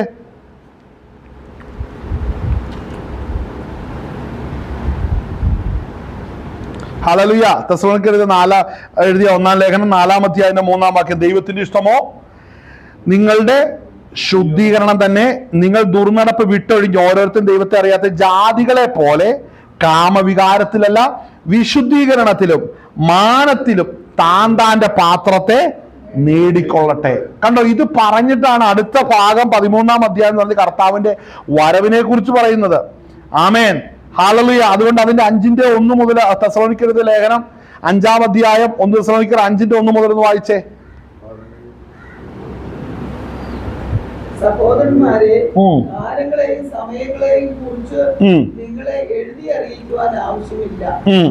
കള്ളൻ രാത്രിയിൽ വരും പോലെ കർത്താവിന്റെ നാൾ വരുന്നു എന്ന് നിങ്ങൾ തന്നെ നന്നായി അറിയുമല്ലോ. കണ്ടോ, കാലങ്ങളെയും സമയങ്ങളെയും കുറിച്ച് നിങ്ങളെ എഴുതി അറിയിക്കുവാൻ ആവശ്യമില്ല. കള്ളൻ രാത്രിയിൽ വരും പോലെ കർത്താവിന്റെ നാൾ വരുന്നു, നിങ്ങൾ തന്നെ നന്നായി അറിയുന്നവർ. അടുത്തത് അവർ സമാധാനമെന്നും ആ നിർഭയമെന്നും പറയുമ്പോൾ ആ ഗർഭിണിക്ക് പ്രസവവേദന വരുമ്പോലെ ആ അവർക്ക് പെട്ടെന്ന് നാശം വന്നു ഭവിക്കും. ആ അവർക്ക് തെറ്റിയൊഴിയാവതല്ല. ഇവിടെ ശ്രദ്ധിക്കണം, ഇതിൻ്റെ അകത്ത് ഈ കാര്യങ്ങളൊക്കെ അറിഞ്ഞിരുന്നിട്ട് സഭയോട് പറയുകയാണ്, നിങ്ങൾ ഇതിനുള്ളിൽ നിങ്ങൾ ഒരുങ്ങണം.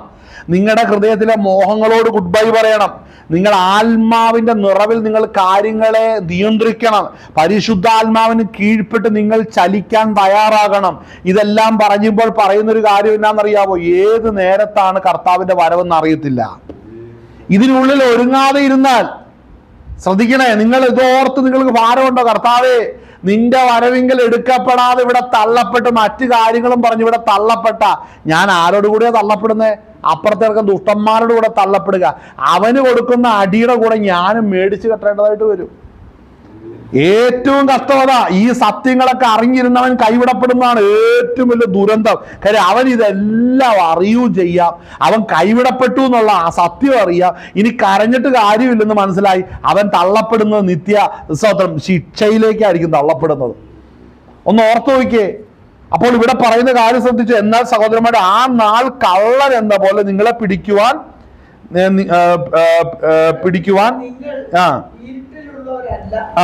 ഇരുട്ടിലുള്ളവരല്ല. ഇത് ആരെയൊക്കെ കുറിച്ചാ പറയുന്നത്? വെളിച്ചത്തിൽ ഇരിക്കുന്നവരെ കുറിച്ചാ. വെളിച്ചം എങ്ങനെയാ വരുന്നതെന്ന് യാക്കോബിന്റെ ലേഖനത്തിൽ വ്യക്തമായിട്ട് എഴുതിയിട്ടുണ്ട്. ഹല്ലേലൂയ. ഇത് മനസ്സിലാക്കണം. ഇരുട്ടിലിരിക്കുന്നവൻ, അതായത് യാക്കോബിന്റെ ലേഖനത്തിൽ പറഞ്ഞിരിക്കുന്ന കാര്യങ്ങളെല്ലാം ജീവിതത്തിൽ കൊണ്ടാവും. അവൻ ഈ വാക്യം വായിക്കുമ്പോൾ എന്താ വായിക്കുന്നത്? ഇനിമേൽ നിങ്ങൾ ഇരുട്ടിലുള്ളവരല്ലെന്ന് പറയോ, ഞാൻ വെളിച്ചത്തിലുള്ളതാ. ഇതിന്റെ ആ സ്വഭാവം അതെല്ലാം അവിടെ ഒരു മാറ്റമില്ലാതുണ്ട്, അല്ലേ? അതാണോ ഈ പറഞ്ഞത്? നിങ്ങൾ അവിടെ വായിക്കുന്നത്, നിങ്ങളോ ആ നാൾ കള്ളൻ എന്ന പോലെ നിങ്ങളെ പിടിക്കുവാൻ നിങ്ങൾ ഇരുട്ടിലുള്ളവരല്ല, നിങ്ങൾ എല്ലാവരും വെളിച്ചത്തിന്റെ മക്കളും. കണ്ടോ, വെളിച്ചത്തിന്റെ മക്കൾ പകലിന്റെ മക്കൾ ആകുന്നു. ശ്രദ്ധിക്കണം, നമ്മൾ രാത്രിക്കും ഇരുളിനും ഉള്ളവരല്ല. ആമേൻ. അടുത്തത് ശേഷമുള്ളവരെ പോലെ ഉറങ്ങാതെ ഉണർന്നും കണ്ടോ, ഈ രാത്രി കിടന്ന് ഉറങ്ങുക എന്നുള്ളതല്ല, നമ്മുടെ ആത്മാവിന്റെ ഉണർവിനെ കുറിച്ചാണ് പറയുന്നത്. ഈ ആത്മാവിന്റെ ഉണർവ് എങ്ങനെ വരുമെന്നറിയാവോ? വായിച്ച് യാക്കോബിന്റെ ലേഖനം 4-ാം അധ്യായത്തിൽ കാണുന്ന ആ ഒത്തിരി പ്രശ്നങ്ങളുണ്ടല്ലോ, അതിലൂടെ എല്ലാം ജയം പ്രാപിച്ച് 1-ാം അധ്യായത്തിൽ യാക്കോബ് ലേഖനം 1-ാം അധ്യായത്തിൽ നമ്മൾ കാണുന്ന പോലെ പരീക്ഷ സഹിക്കുന്ന മനുഷ്യൻ ഭാഗ്യവാൻ, അവൻ കൊള്ളാവുന്നവനായി തീർന്ന ശേഷം ദൈവം സ്നേഹിക്കുന്നവർക്ക് ഒരുക്കിയിരിക്കുന്ന ജീവകിരീടം അവർ പ്രാപിക്കും, അല്ലേ? കർത്താവ് തന്നെ സ്നേഹിക്കുന്നവർക്ക് വാഗ്ദത്തം ചെയ്ത് ജീവകിരീടം പ്രാപിക്കും. അപ്പൊ ഇതിനെ ജയിച്ചവർക്ക് മാത്രമേ ദൈവരാജ്യത്തിൽ പോകത്തുള്ളൂ. ശ്രദ്ധിക്കണം, നിങ്ങളുടെ ജീവിതത്തിൽ ഈ അവസ്ഥ ഉണ്ടായിട്ടുണ്ടോ? ഞാൻ പറയും, ഇപ്പൊ എന്റെ പ്രശ്നങ്ങളല്ല നിങ്ങൾക്ക്, നിങ്ങളുടെ പ്രശ്നങ്ങൾ ഒരിക്കലും എന്റെ വിഷയങ്ങളല്ല. നമ്മൾ ഓരോരുത്തരും വ്യത്യസ്തമായ കാര്യങ്ങളിലായിരിക്കും നമ്മൾ വീണുകൊണ്ടിരിക്കുന്നത്. ഞാൻ എൻ്റെ വീഴ്ചയുടെ കാരണം എൻ്റെ കുഴികളെ ഞാൻ തിരിച്ചറിയണം. എൻ്റെ മുമ്പിൽ ശത്രു വെട്ടിയിരിക്കുന്ന ചതിക്കുഴികളുണ്ട്, പിശാച് വെട്ടിയിരിക്കുന്ന ചതിക്കുഴികളുണ്ട്. എൻ്റെ കുഴികൾ നിങ്ങളുടെ കുഴികളല്ല കേട്ടോ. നിങ്ങളുടെ കുഴികൾ എനിക്ക് കുഴികളായിട്ട് വരത്തില്ല. കാര്യം ഞാൻ തോറ്റുപോകുന്ന വിഷയങ്ങൾ പലതും നിങ്ങൾ ജയിക്കും, നിങ്ങൾ തോറ്റുപോകുന്ന പല വിഷയങ്ങളും ഞാൻ ജയിച്ചിരിക്കാം. പക്ഷെ ഞാൻ തോറ്റു കിടക്കുന്ന മേഖലകളുണ്ട്, നിങ്ങൾ തോറ്റു കിടക്കുന്ന മേഖലകളുണ്ട്. അതേതാണെന്ന് പരിശോധിച്ച് അതിനെ ജയിക്കണം, വചനപ്രകാരം അതിനെ ജയിക്കണം. ശ്രദ്ധിക്കണം കേട്ടോ, ഈ വചനം കൊണ്ട് മറച്ചു വെച്ചിട്ട് എടുത്ത് വായിച്ച് അതിൻ്റെ അകത്ത് എന്താ ദൈവത്തിന്റെ ആത്മാവ് പറയുന്നതെന്ന് ദൈവശബ്ദം കേട്ട് ക്രമീകരിക്കപ്പെടുകയില്ല. ഇന്ന് നിങ്ങൾ ദൈവശബ്ദം കേട്ടിട്ടില്ല, നിങ്ങൾ എങ്ങനെ കാളശബ്ദം കേൾക്കുന്നത്? നിങ്ങൾ തിരുവെഴുത്തുമായിട്ടിരിക്കുമ്പോൾ നിങ്ങൾ ദൈവത്തിന്റെ ആലോചന കേട്ടിട്ടുണ്ടോ? ദൈവശബ്ദം കേട്ടിട്ടുണ്ടോ? നിങ്ങൾ പിന്നെ എവിടെ പോകുമെന്നാണ് പറയുന്നത്? ദൈവശബ്ദം കേൾക്കാത്തൊരു വ്യക്തി കാഹളശബ്ദം കേൾക്കത്തില്ല. ആ പരിശുദ്ധാത്മാവ് നിങ്ങൾക്ക് ആലോചന വരുന്നെങ്കിൽ നിങ്ങളുടെ ആത്മാവിന് ആലോചന ലഭിക്കുന്നത് പോലെ തന്നെയാണ് ഇവിടെ കയറി വരൂ എന്ന് സ്വർഗത്തിലെ ദൈവം പറയുമ്പോൾ അത് നിങ്ങളുടെ ആത്മാവാണ് കേൾക്കുന്നത്. അപ്പോൾ ഇതുവരെ വർഷങ്ങളായിട്ട് വ്യക്തിപരമായ പ്രാർത്ഥനയിൽ ദൈവശബ്ദം കേൾക്കാത്തവരാണെങ്കിലോ ചിലർ മനസ്സിലാക്കി വെച്ചിരിക്കുന്നത് ഞാനിങ്ങനെ ലോകസുഖമൊക്കെ ആയിട്ട് ഇങ്ങനെ പോകാനുള്ളതാ. ദൈവശബ്ദം അതൊക്കെ പ്രവാചകന്മാർക്കും പാസ്റ്റർമാർക്കും വെച്ചിരിക്കുന്ന അവർ കേൾക്കും, ഞങ്ങളോട് പറയും ഞങ്ങൾ ടൈത്ത് അല്ലെങ്കിൽ സ്തോത്ര കാഴ്ച അല്ലെങ്കിൽ എന്നാന്ന് വെച്ചാൽ അതങ്ങ് കൊടുക്കും. അല്ലെങ്കിൽ ഞങ്ങൾ അങ്ങനെ എല്ലാവരും കാഹളശബ്ദം കേട്ടാൽ നീ പോകത്തില്ല. പിടികിട്ടിയോ? നിന്റെ മാസ്റ്ററും പ്രവാചകരൊന്നും കാഹളമൊന്നും കേട്ടാൽ നീ പോകത്തില്ല. നീ പറക്കണമെങ്കിൽ നീ ദൈവശബ്ദം കേൾക്കണം. ഇന്ന് ഒത്തിരി പേര് ദൈവശബ്ദം കേൾക്കുന്നത് മറ്റൊരുത്തന്റെ ഒരു പ്രൊഫഷനാക്കി വെച്ചിരിക്കുകയാണ്. ദൈവശബ്ദം കേൾക്കേണ്ടത് വ്യക്തിപരമാണ്. ഹല്ലേലൂയ. ആ ഭാഗം ഒന്ന് വായിച്ചേ. ഉറങ്ങുന്നു, മദ്യപിക്കുന്നു, ആകയാൽ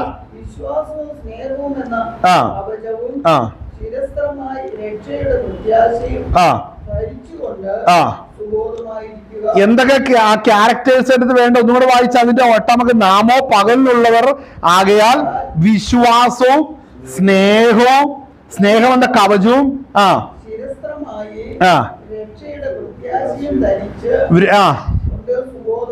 ഇവിടെ ശ്രദ്ധിക്കണം, 3 കാര്യമാണ്: വിശ്വാസം, പ്രത്യാശ, സ്നേഹം. ഇവയിൽ വരുന്നോ?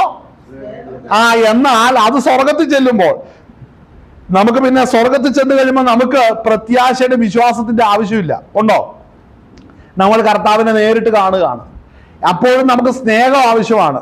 മനസ്സിലാവുന്നത്? എന്നാൽ ഈ ഭൂമിയിൽ കർത്താവിന്റെ വരവിൽ വേണ്ടത് ഏതൊക്കെയാണെന്നറിയാം. എന്തൊക്കെയാ വേണ്ടത്? വിശ്വാസവും വേണം, പ്രത്യാശയും വേണം. പ്രത്യാശയുണ്ടോ? പ്രത്യാശ എന്നാ? അവന്റെ രാജ്യത്തിൽ അവനോടുകൂടെ വസിക്കണം, അവന്റെ ഭവനത്തിൽ ഞാൻ ഓഹരിക്കാരനാകണം. ഇതാണ് പ്രത്യാശയുടെ ആഴം. ഇന്ന് ഈ പ്രത്യാശ ഇല്ലാത്തവന്റെ പ്രത്യാശ എന്നാന്നറിയാവോ? ഇവിടെ വല്ല വിധേയനെ ഇച്ചിരി കാശുണ്ടാക്കണം, ഇവിടെ ഒന്ന് അടിച്ചു പൊളിക്കണം, 4 പേരുടെ മുമ്പ് ഞാൻ നല്ലവനാണെന്ന് പറയിപ്പിക്കണം. ഇതാണ് ചിലരുടെ പ്രത്യാശ. ചിലരുടെ വിശ്വാസം ഇത് തന്നെയാണ്. ദൈവം എങ്ങനെയും എനിക്ക് കൊണ്ടേ കുറെ തരും, ഞാനത് അനുഭവിക്കും, മറ്റുള്ളവർ ഞാൻ നല്ലവനാന്ന് പറയണം. ഇതാണോ പ്രത്യാശയും വിശ്വാസവും? സ്വർഗത്തിലെ ദൈവ കർത്താവായ യേശു ക്രിസ്തു എന്നെ വീണ്ടെടുക്കേണ്ടതിനാണ് പിതാവ് തന്റെ പ്രിയപുത്രനെ ലോകത്തിലേക്ക് അയച്ചത്. കർത്താവായ യേശു ക്രിസ്തു എന്റെ അകൃത്യങ്ങളെ പുത്രൻ ചുമന്ന് എന്നെ പാപത്തിൽ നിന്ന് മോചിച്ചിട്ടുണ്ടെങ്കിൽ പിതാവായ ദൈവം എന്നെ സ്നേഹിക്കുന്നുണ്ട് എന്നെ വീണ്ടെടുക്കുവാൻ. അതുകൊണ്ട് ആ സ്നേഹത്തിലാണ് ഞാൻ നിങ്ങൾ ഉറക്കേണ്ടത്. മനസ്സിലാക്കണം. ഹല്ലേലൂയ. ഇന്നുവരെ ക്രിസ്തുവിന്റെ സ്നേഹം എന്താണെന്ന് അറിയാൻ കഴിയാത്തവർ, അത് ഗ്രഹിക്കാൻ കഴിയാത്ത നിങ്ങൾ അക്കരനാട്ടി പോകുമെന്ന് വിചാരിക്കരുത്. ഒന്ന്. രണ്ടാമത്തെ കാര്യം, ദൈവരാജ്യം നമ്മൾ ഇവിടെ അല്ലെന്ന്, നമ്മുടെ ഭാഗ്യം ഇവിടെ നിന്നാണ്, സ്വർഗ രാജ്യത്തിലാണ്. ഹല്ലേലൂയ. സ്വന്തം നമ്മുടെ വെളിപ്പാട് പുസ്തകം പഠിക്കുമ്പോ എന്താണ് നമ്മുടെ പ്രത്യാശ? ഹല്ലേലൂയ. നമ്മുടെ പ്രത്യാശ, സ്തോത്രം, അതിന്റെ 19-ാം അധ്യായം വായിച്ചേ.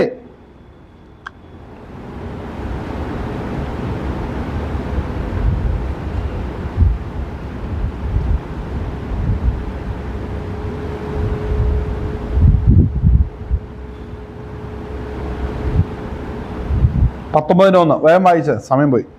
അനന്തരം ഞാൻ സ്വർഗ്ഗത്തിൽ വലിയൊരു പുരുഷാരത്തിന്റെ മഹാഘോഷം പോലെ കേട്ടത്, ഹല്ലേലൂയ, രക്ഷയും മഹത്വവും ശക്തിയും നമ്മുടെ ദൈവത്തിനുള്ളത്. വേശ്യാവൃത്തി കൊണ്ട് ഭൂമിയെ വഷളാക്കിയ മഹാവേശ്യയ്ക്ക് അവൻ ശിക്ഷ വിധിച്ചു. ഇവിടെ ശ്രദ്ധിക്കണം, ഈ മഹദിയാം Babylon, political Babylon, religious Babylon, അതുപോലെ എക്കണോമിക്കൽ ബാബിലോൺ, ഈ 3 ബാബിലോണെയും സ്വർഗത്തിലെ ദൈവം ന്യായം വിധിച്ചിരിക്കുക. ഇതിൻ്റെ അകത്ത് കിടക്കുന്ന നമ്മുടെ വീടും കൊതിയോ ആഗ്രഹങ്ങളും എല്ലാം കേട്ടോ. അതുകൊണ്ട് അങ്ങോട്ട് പോകരുത്, നമ്മൾ ദൈവരാജ്യത്തിൽ തന്നെ ചെല്ലണം. അപ്പോൾ മനസ്സിലാക്കണം, അതിനെ ന്യായം വിധിച്ചു. അടുത്തത് വായിച്ചേ. വേശ്യാവൃത്തി കൊണ്ട് ഭൂമിയെ വഷളാക്കിയ മഹാവേശ്യയ്ക്ക് അവൻ ശിക്ഷ വിധിച്ചു. തന്റെ ദാസന്മാരുടെ രക്തം അവളുടെ കയ്യിൽ നിന്ന് ചോദിച്ച് പ്രതികാരം ചെയ്യുകയുണ്ട്. അവന്റെ ന്യായവിധികൾ സത്യവും നീതിയുമുള്ളവ. അപ്പൊ ശ്രദ്ധിക്കണം, ന്യായവിധി നടന്നപ്പോ എന്താണ് ചെയ്തത്? തന്റെ ദാസന്മാരുടെ രക്തം, ക്രിസ്തുവിന്റെ ദാസന്മാരുടെ രക്തം എന്തുകൊണ്ടാണ് ഇത് ഒഴിക്കപ്പെട്ടതെന്നറിയാവോ? ഈ ലോകം നിലനിൽക്കത്തില്ല, ഈ ലോകത്തിന്റെ മേൽ ന്യായവിധി വരുന്നു, ഈ അധിപതിയുടെ മേൽ ദൈവത്തിന്റെ കോപം വരുന്നു, അവർ ദൈവത്തിന് വിധേയപ്പെട്ടല്ല ജീവിക്കുന്നതെന്ന് പറഞ്ഞിടത്തൊക്കെയും ഇത് പ്രസംഗിച്ച പ്രവാചകന്മാരുടെ രക്തം ഇവിടെ ഒഴുക്കപ്പെട്ടിട്ടുണ്ട്. മനസ്സിലാവുന്നുണ്ടോ? ഈ ലോകത്തിന് യോഗ്യമായിരുന്നില്ല അവരുടെ ശുശ്രൂഷ, ആ ലോകത്തിന് എതിരായിരുന്നു. അതുകൊണ്ട് നമ്മൾ ലോകത്തിന് കൂടെ പോകരുത്. നമ്മൾ ഈ കൃപ വിട്ട് ആ വഴി പോയാൽ നമ്മൾ അതിനോട് കൂടെ ശിക്ഷ അനുഭവിക്കേണ്ടതായിട്ട് വരും. കാര്യം ഈ പദ്ധതിക്ക് വേണ്ടി രക്തമൊഴിച്ചിരിക്കുന്നവർ ഒത്തിരി പേരുണ്ട്. നമ്മൾ പലരും ഇതിനെക്കുറിച്ച് ഗ്രാഹ്യമില്ലാതിരുന്നെന്ന് വെച്ച് ദൈവത്തിന്റെ പദ്ധതി അങ്ങനെ അല്ലാതെ ആകുന്നില്ല, അല്ലേ? ഇവിടെ വായിക്കുന്ന എന്താണ്? അവൻ പിന്നെയും ഹല്ലേലൂയ അവനുടെ പുക എന്നേക്കും പൊങ്ങുന്നു എന്ന് പറഞ്ഞു. വായിച്ചേ വേഗം. അവർ പിന്നെയും ഹല്ലേലൂയ അവരുടെ പുക എന്നേക്കും പൊങ്ങുന്നു എന്ന് പറഞ്ഞു. 24 മൂപ്പന്മാരും 4 ജീവികളും ആമേൻ ഹല്ലേലൂയ എന്ന് പറഞ്ഞ് സിംഹാസനത്തിലിരിക്കുന്ന ദൈവത്തെ വീണ് നമസ്കരിച്ചു. നമ്മുടെ ദൈവത്തിന്റെ സകല ദാസന്മാരും ഭക്തന്മാരുമായി ചെറിയവരും വലിയവരും ആയുള്ളവരെ അവനെ വാഴ്ത്തുവിൻ എന്ന് പറയുമ്പോഴും പറയുന്ന ഒരു ശബ്ദം സിംഹാസനത്തിൽ നിന്ന് പുറപ്പെട്ടു. 6-ാം വാക്യം. അപ്പോൾ വലിയ പുരുഷാരത്തിന്റെ ഘോഷം പോലെയും പെരുവെള്ളത്തിന്റെ ഇരച്ചിൽ പോലെയും തകർത്ത ഇടിമുഴക്കം പോലെയും ഞാൻ കേട്ടത് സർവശക്തിയുള്ള നമ്മുടെ ദൈവമായ കർത്താവ് രാജ്യത്വം ഏറ്റിരിക്കുന്നു. സന്തോഷിച്ച് ഉല്ലസിച്ച് അവന് മഹത്വം കൊടുക്കുക. കണ്ടോ? ഈ ആയുസ്സിൽ ദൈവപുത്രന് മഹത്വം കൊടുക്കുന്നവരെ അവിടെ മഹത്വം കൊടുക്കത്തുള്ളൂ. ഇത് തിരിച്ചറിയണം കേട്ടോ, തിരിച്ചറിയണം. ഹല്ലേലൂയ. ഇവിടെ മഹത്വം കൊടുക്കുന്നവരെ അവിടെ മഹത്വം കൊടുക്കത്തുള്ളൂ. കാര്യം ഈ ദൈവരാജ്യത്തിൽ ചെന്നവർക്കെല്ലാം അവരുടെ വിഷയം ക്രിസ്തു മാത്രമാണ്, കർത്താവ് മാത്രം അവരുടെ വിഷയം. കർത്താവിന് മഹത്വം കൊടുക്കുക, കർത്താവിനെ പ്രസാദിപ്പിക്കുക, കർത്താവ് പറയുന്നത് പോലെ മാത്രം ചെയ്യുക, അവന്റെ വീട്ടിൽ ചെല്ലുക. ഇതാണ് ഈ ഒരു ഉദ്ദേശമില്ലാതെ വേറെ ഒരു ഉദ്ദേശമില്ല. മനസ്സിലാവുന്നുണ്ടോ? വേറൊരു ഉദ്ദേശമില്ല. ഈ ലോകം പഠിപ്പിച്ചിരിക്കുന്ന ജീവിത ശൈലികളാ ഇന്ന് രക്ഷിക്കപ്പെട്ടിട്ടും ബന്ധക്കോസുകാരിൽ ഇന്ന് വ്യാപരിച്ചുകൊണ്ടിരിക്കുന്നത്. ഇച്ചിരി കൂടെ പച്ചക്കറിയുടെ ബാബിലോണ്യ ഒരു വ്യാപാരം തന്നെയാണ് പലരുടെ ഹൃദയത്തിൽ കിടക്കുന്നത്, അല്ലാതെ ക്രിസ്തുവിന് വേണ്ടിയല്ല. ആമേൻ. അവിടെ വായിക്കുന്നത് പിന്നെ ഒരുക്കിയിരിക്കുന്നു, അവൾ നാം സന്തോഷിച്ച് അവന് മഹത്വം കൊടുക്കുക, കുഞ്ഞാടിന്റെ കല്യാണം വന്നുവല്ലോ, അവന്റെ കാന്തയും തന്നെത്താൻ. ആ വാക്യം കേട്ടോ? ആരെങ്കിലും പുറകെ ഉണ്ടായിരുന്നോ? പിന്നെ ഈ വചനം വായിക്കുമ്പോ എന്റെ ഡെസ്റ്റിനേഷൻ സ്വർഗമാണെങ്കിൽ ഞാൻ ഒരുങ്ങിയേ മതിയാകത്തുള്ളൂ. എന്നെ പഠിപ്പിച്ചതും വിഷയമല്ല, എന്നെ ഒരുക്കുന്നതും വിഷയമല്ല. ഞാൻ ഒരുങ്ങണം, ഞാൻ അവന്റെ രാജ്യത്തിൽ പോകണം. മനസ്സിലായോ പറഞ്ഞത് എന്നാന്ന്? ഹല്ലേലൂയ. ഈ സഭയ്ക്കകത്തിരുന്ന് ഉറങ്ങുന്നവര് ചാരുന്നവിടാന്നറിയാവോ? പാസ്റ്റർ പറയട്ടെ, അല്ലെങ്കിൽ മറ്റാരെങ്കിലും എന്നെ അയച്ചിട്ട് നടക്കട്ടെ, ഇങ്ങനെ ചാരുന്നവനൊക്കെയും തീക്കകത്ത് ചാരാൻ ദൈവം അങ്ങ് വിടും. മനസ്സിലാവുന്നുണ്ടോ? തീക്കകത്ത് കിടന്ന് നിനക്കൊക്കെ ഉറങ്ങാം. മനസ്സിലാക്കണം, വചനം ശ്രദ്ധിക്കണം. ഈ ക്രിസ്തുവിൽ ആശ്രയിക്കാത്ത ആരും അക്കരെ നാട്ടി പോകത്തില്ല. അത് തുടങ്ങുന്നത് ഭൂമിയിലാണ്. ഏതൊരു കാര്യത്തിലും കാട്ടാൻ കർത്താവിനോട് ആലോചന ചോദിക്കും. കർത്താവിന്റെ ഇഷ്ടവും കർത്താവിന്റെ പ്രസാദമാണ് അവരുടെ വിഷയം. ഹല്ലേലൂയ. ഒരുപക്ഷെ നമ്മളാരും അങ്ങനെയുള്ളവരെ കണ്ടിട്ടില്ലായിരിക്കും അല്ലേ? എന്നാൽ അങ്ങനെയുള്ളവരൊക്കെ ഭൂമി ജീവിച്ചിരുന്നിട്ടുണ്ട്. അവർ ദൈവത്തെ പ്രസാദിപ്പിച്ചിട്ടുമുണ്ട്, ഇന്നും പ്രസാദിപ്പിക്കുന്നുണ്ട്, ഇന്നും ജീവിച്ചിരിപ്പുണ്ട്. ഹല്ലേലൂയ. നമ്മൾ ഈ ഉണങ്ങിയ കുറെ കൊള്ളികളെ നോക്കൊണ്ട് നടക്കുന്നത്, എന്നെ പോലെ സ്വഭാവമുള്ള 10 എണ്ണത്തെ. അതാണ് ഈ കാണേണ്ടത് കാണാതെ പോകുന്നത്. അടുത്ത് വായിച്ചേ, വേഗം വായിക്കേ. കുഞ്ഞാടിന്റെ കല്യാണം ക്ഷണിക്കപ്പെട്ടവർ ഭാഗ്യവാന്മാർ എന്ന് എഴുതുക എന്ന് പറഞ്ഞു.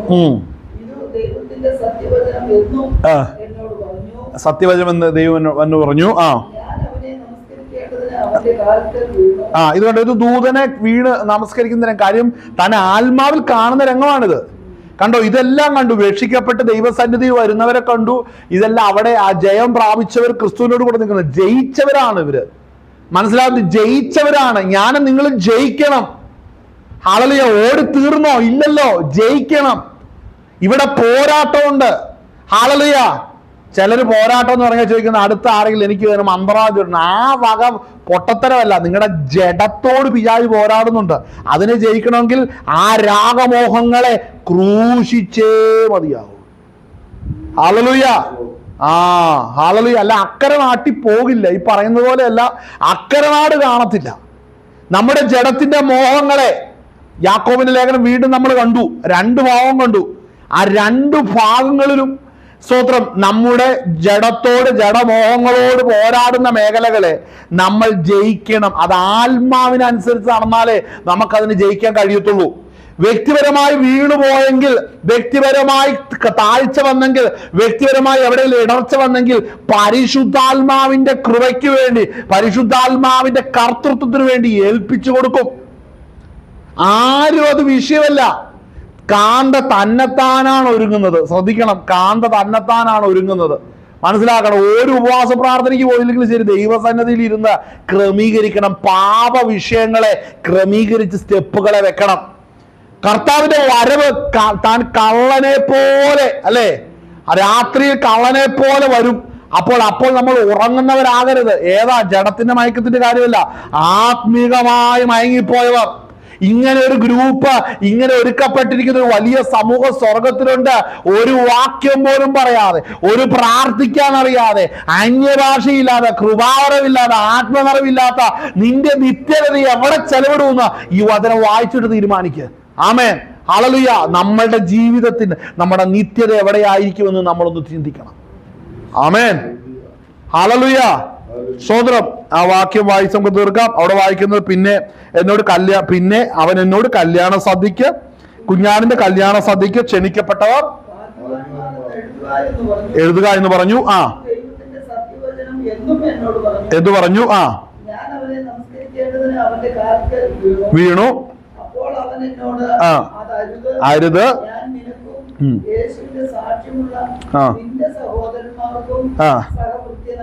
കണ്ടു, ഈ സഹോദരന്മാരെന്ന് പറയുമ്പോൾ നമ്മുടെ എബ്രായ ലേഖനത്തിൽ നോക്കണം. രക്ഷാനായകൻ കർത്താവിനെ തിരിഞ്ഞാനായി തീർന്ന് നമുക്ക് മുമ്പേ യാത്ര ചെയ്യുകയാണ്. അവനോടുകൂടെ തന്റെ മക്കളെ സഹോദരന്മാരെന്ന് വിളിക്കാൻ ലജ്ജിക്കാതെ, ക്രിസ്തു നമ്മളെ സഹോദരൻ എന്ന് വിളിക്കാൻ ലജ്ജിക്കാതെ ഇരിക്കുമ്പോൾ നമ്മൾ സഹോദരന്മാരായി തീരും. സ്വർഗത്തിൽ ക്രിസ്തു ഒരു സഹോദരന്മാരായി തീരും. അപ്പോൾ ദൂതഗണങ്ങളിൽ ഒരുവനാണ് യോഹന്നാനോട് പറയുന്നത്, നിങ്ങൾ എന്നെ അല്ല വീണ് നമസ്കരിക്കേണ്ടത്, നിങ്ങൾ ക്രിസ്തുവിനും ക്രിസ്തുവിന്റെ സാക്ഷ്യമുള്ള സഹോദരന്മാർക്ക്. ഈ ദൂതൻ ആരാണെന്നറിയാവോ? അവർക്ക് സേവകാത്മാവായിട്ട് നിൽക്കുകയാണ്. നമ്മളെ പ്രൊട്ടക്ട് ചെയ്യുവാൻ, നമ്മളെ ഗൈഡ് ചെയ്യുവാൻ വേണ്ടി ദൂതന്മാരെ ആക്കി വെച്ചിട്ടുണ്ട്.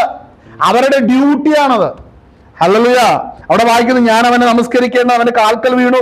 അപ്പോൾ അവനെന്നെ അരുത്, ഞാൻ നിനക്കും യേശുവിന്റെ സാക്ഷ്യമുള്ള നിന്റെ സഹോദരന്മാർക്കും സഹഭൃത്യനത്രേ. അടുത്ത വാക്യം ശ്രദ്ധിക്കണം. ദൈവത്തെ നമസ്കരിക്കുക. അടുത്തത്, യേശുവിന്റെ സാക്ഷ്യമോ പ്രവചനത്തിന്റെ ആത്മാവ് തന്നെ എന്ന് പറഞ്ഞു. യേശുവിന്റെ സാക്ഷ്യമോ പ്രവചനത്തിന്റെ ആത്മാവ് തന്നെ. നമ്മുടെ കണ്ണുകൾ അടയ്ക്കാം, നമുക്ക് പ്രാർത്ഥിക്കാം. ഇന്ന് പകൽ നേരം നമ്മൾ ദൈവസന്നിധിയിൽ നമ്മളായിരിക്കുന്നു. കർത്താവിന് ഇഷ്ടം നമ്മുടെ ശുദ്ധീകരണമാണ്. നമ്മൾ ദൈവസന്നിധിയിൽ നമ്മൾ ഒരുക്കപ്പെടണം.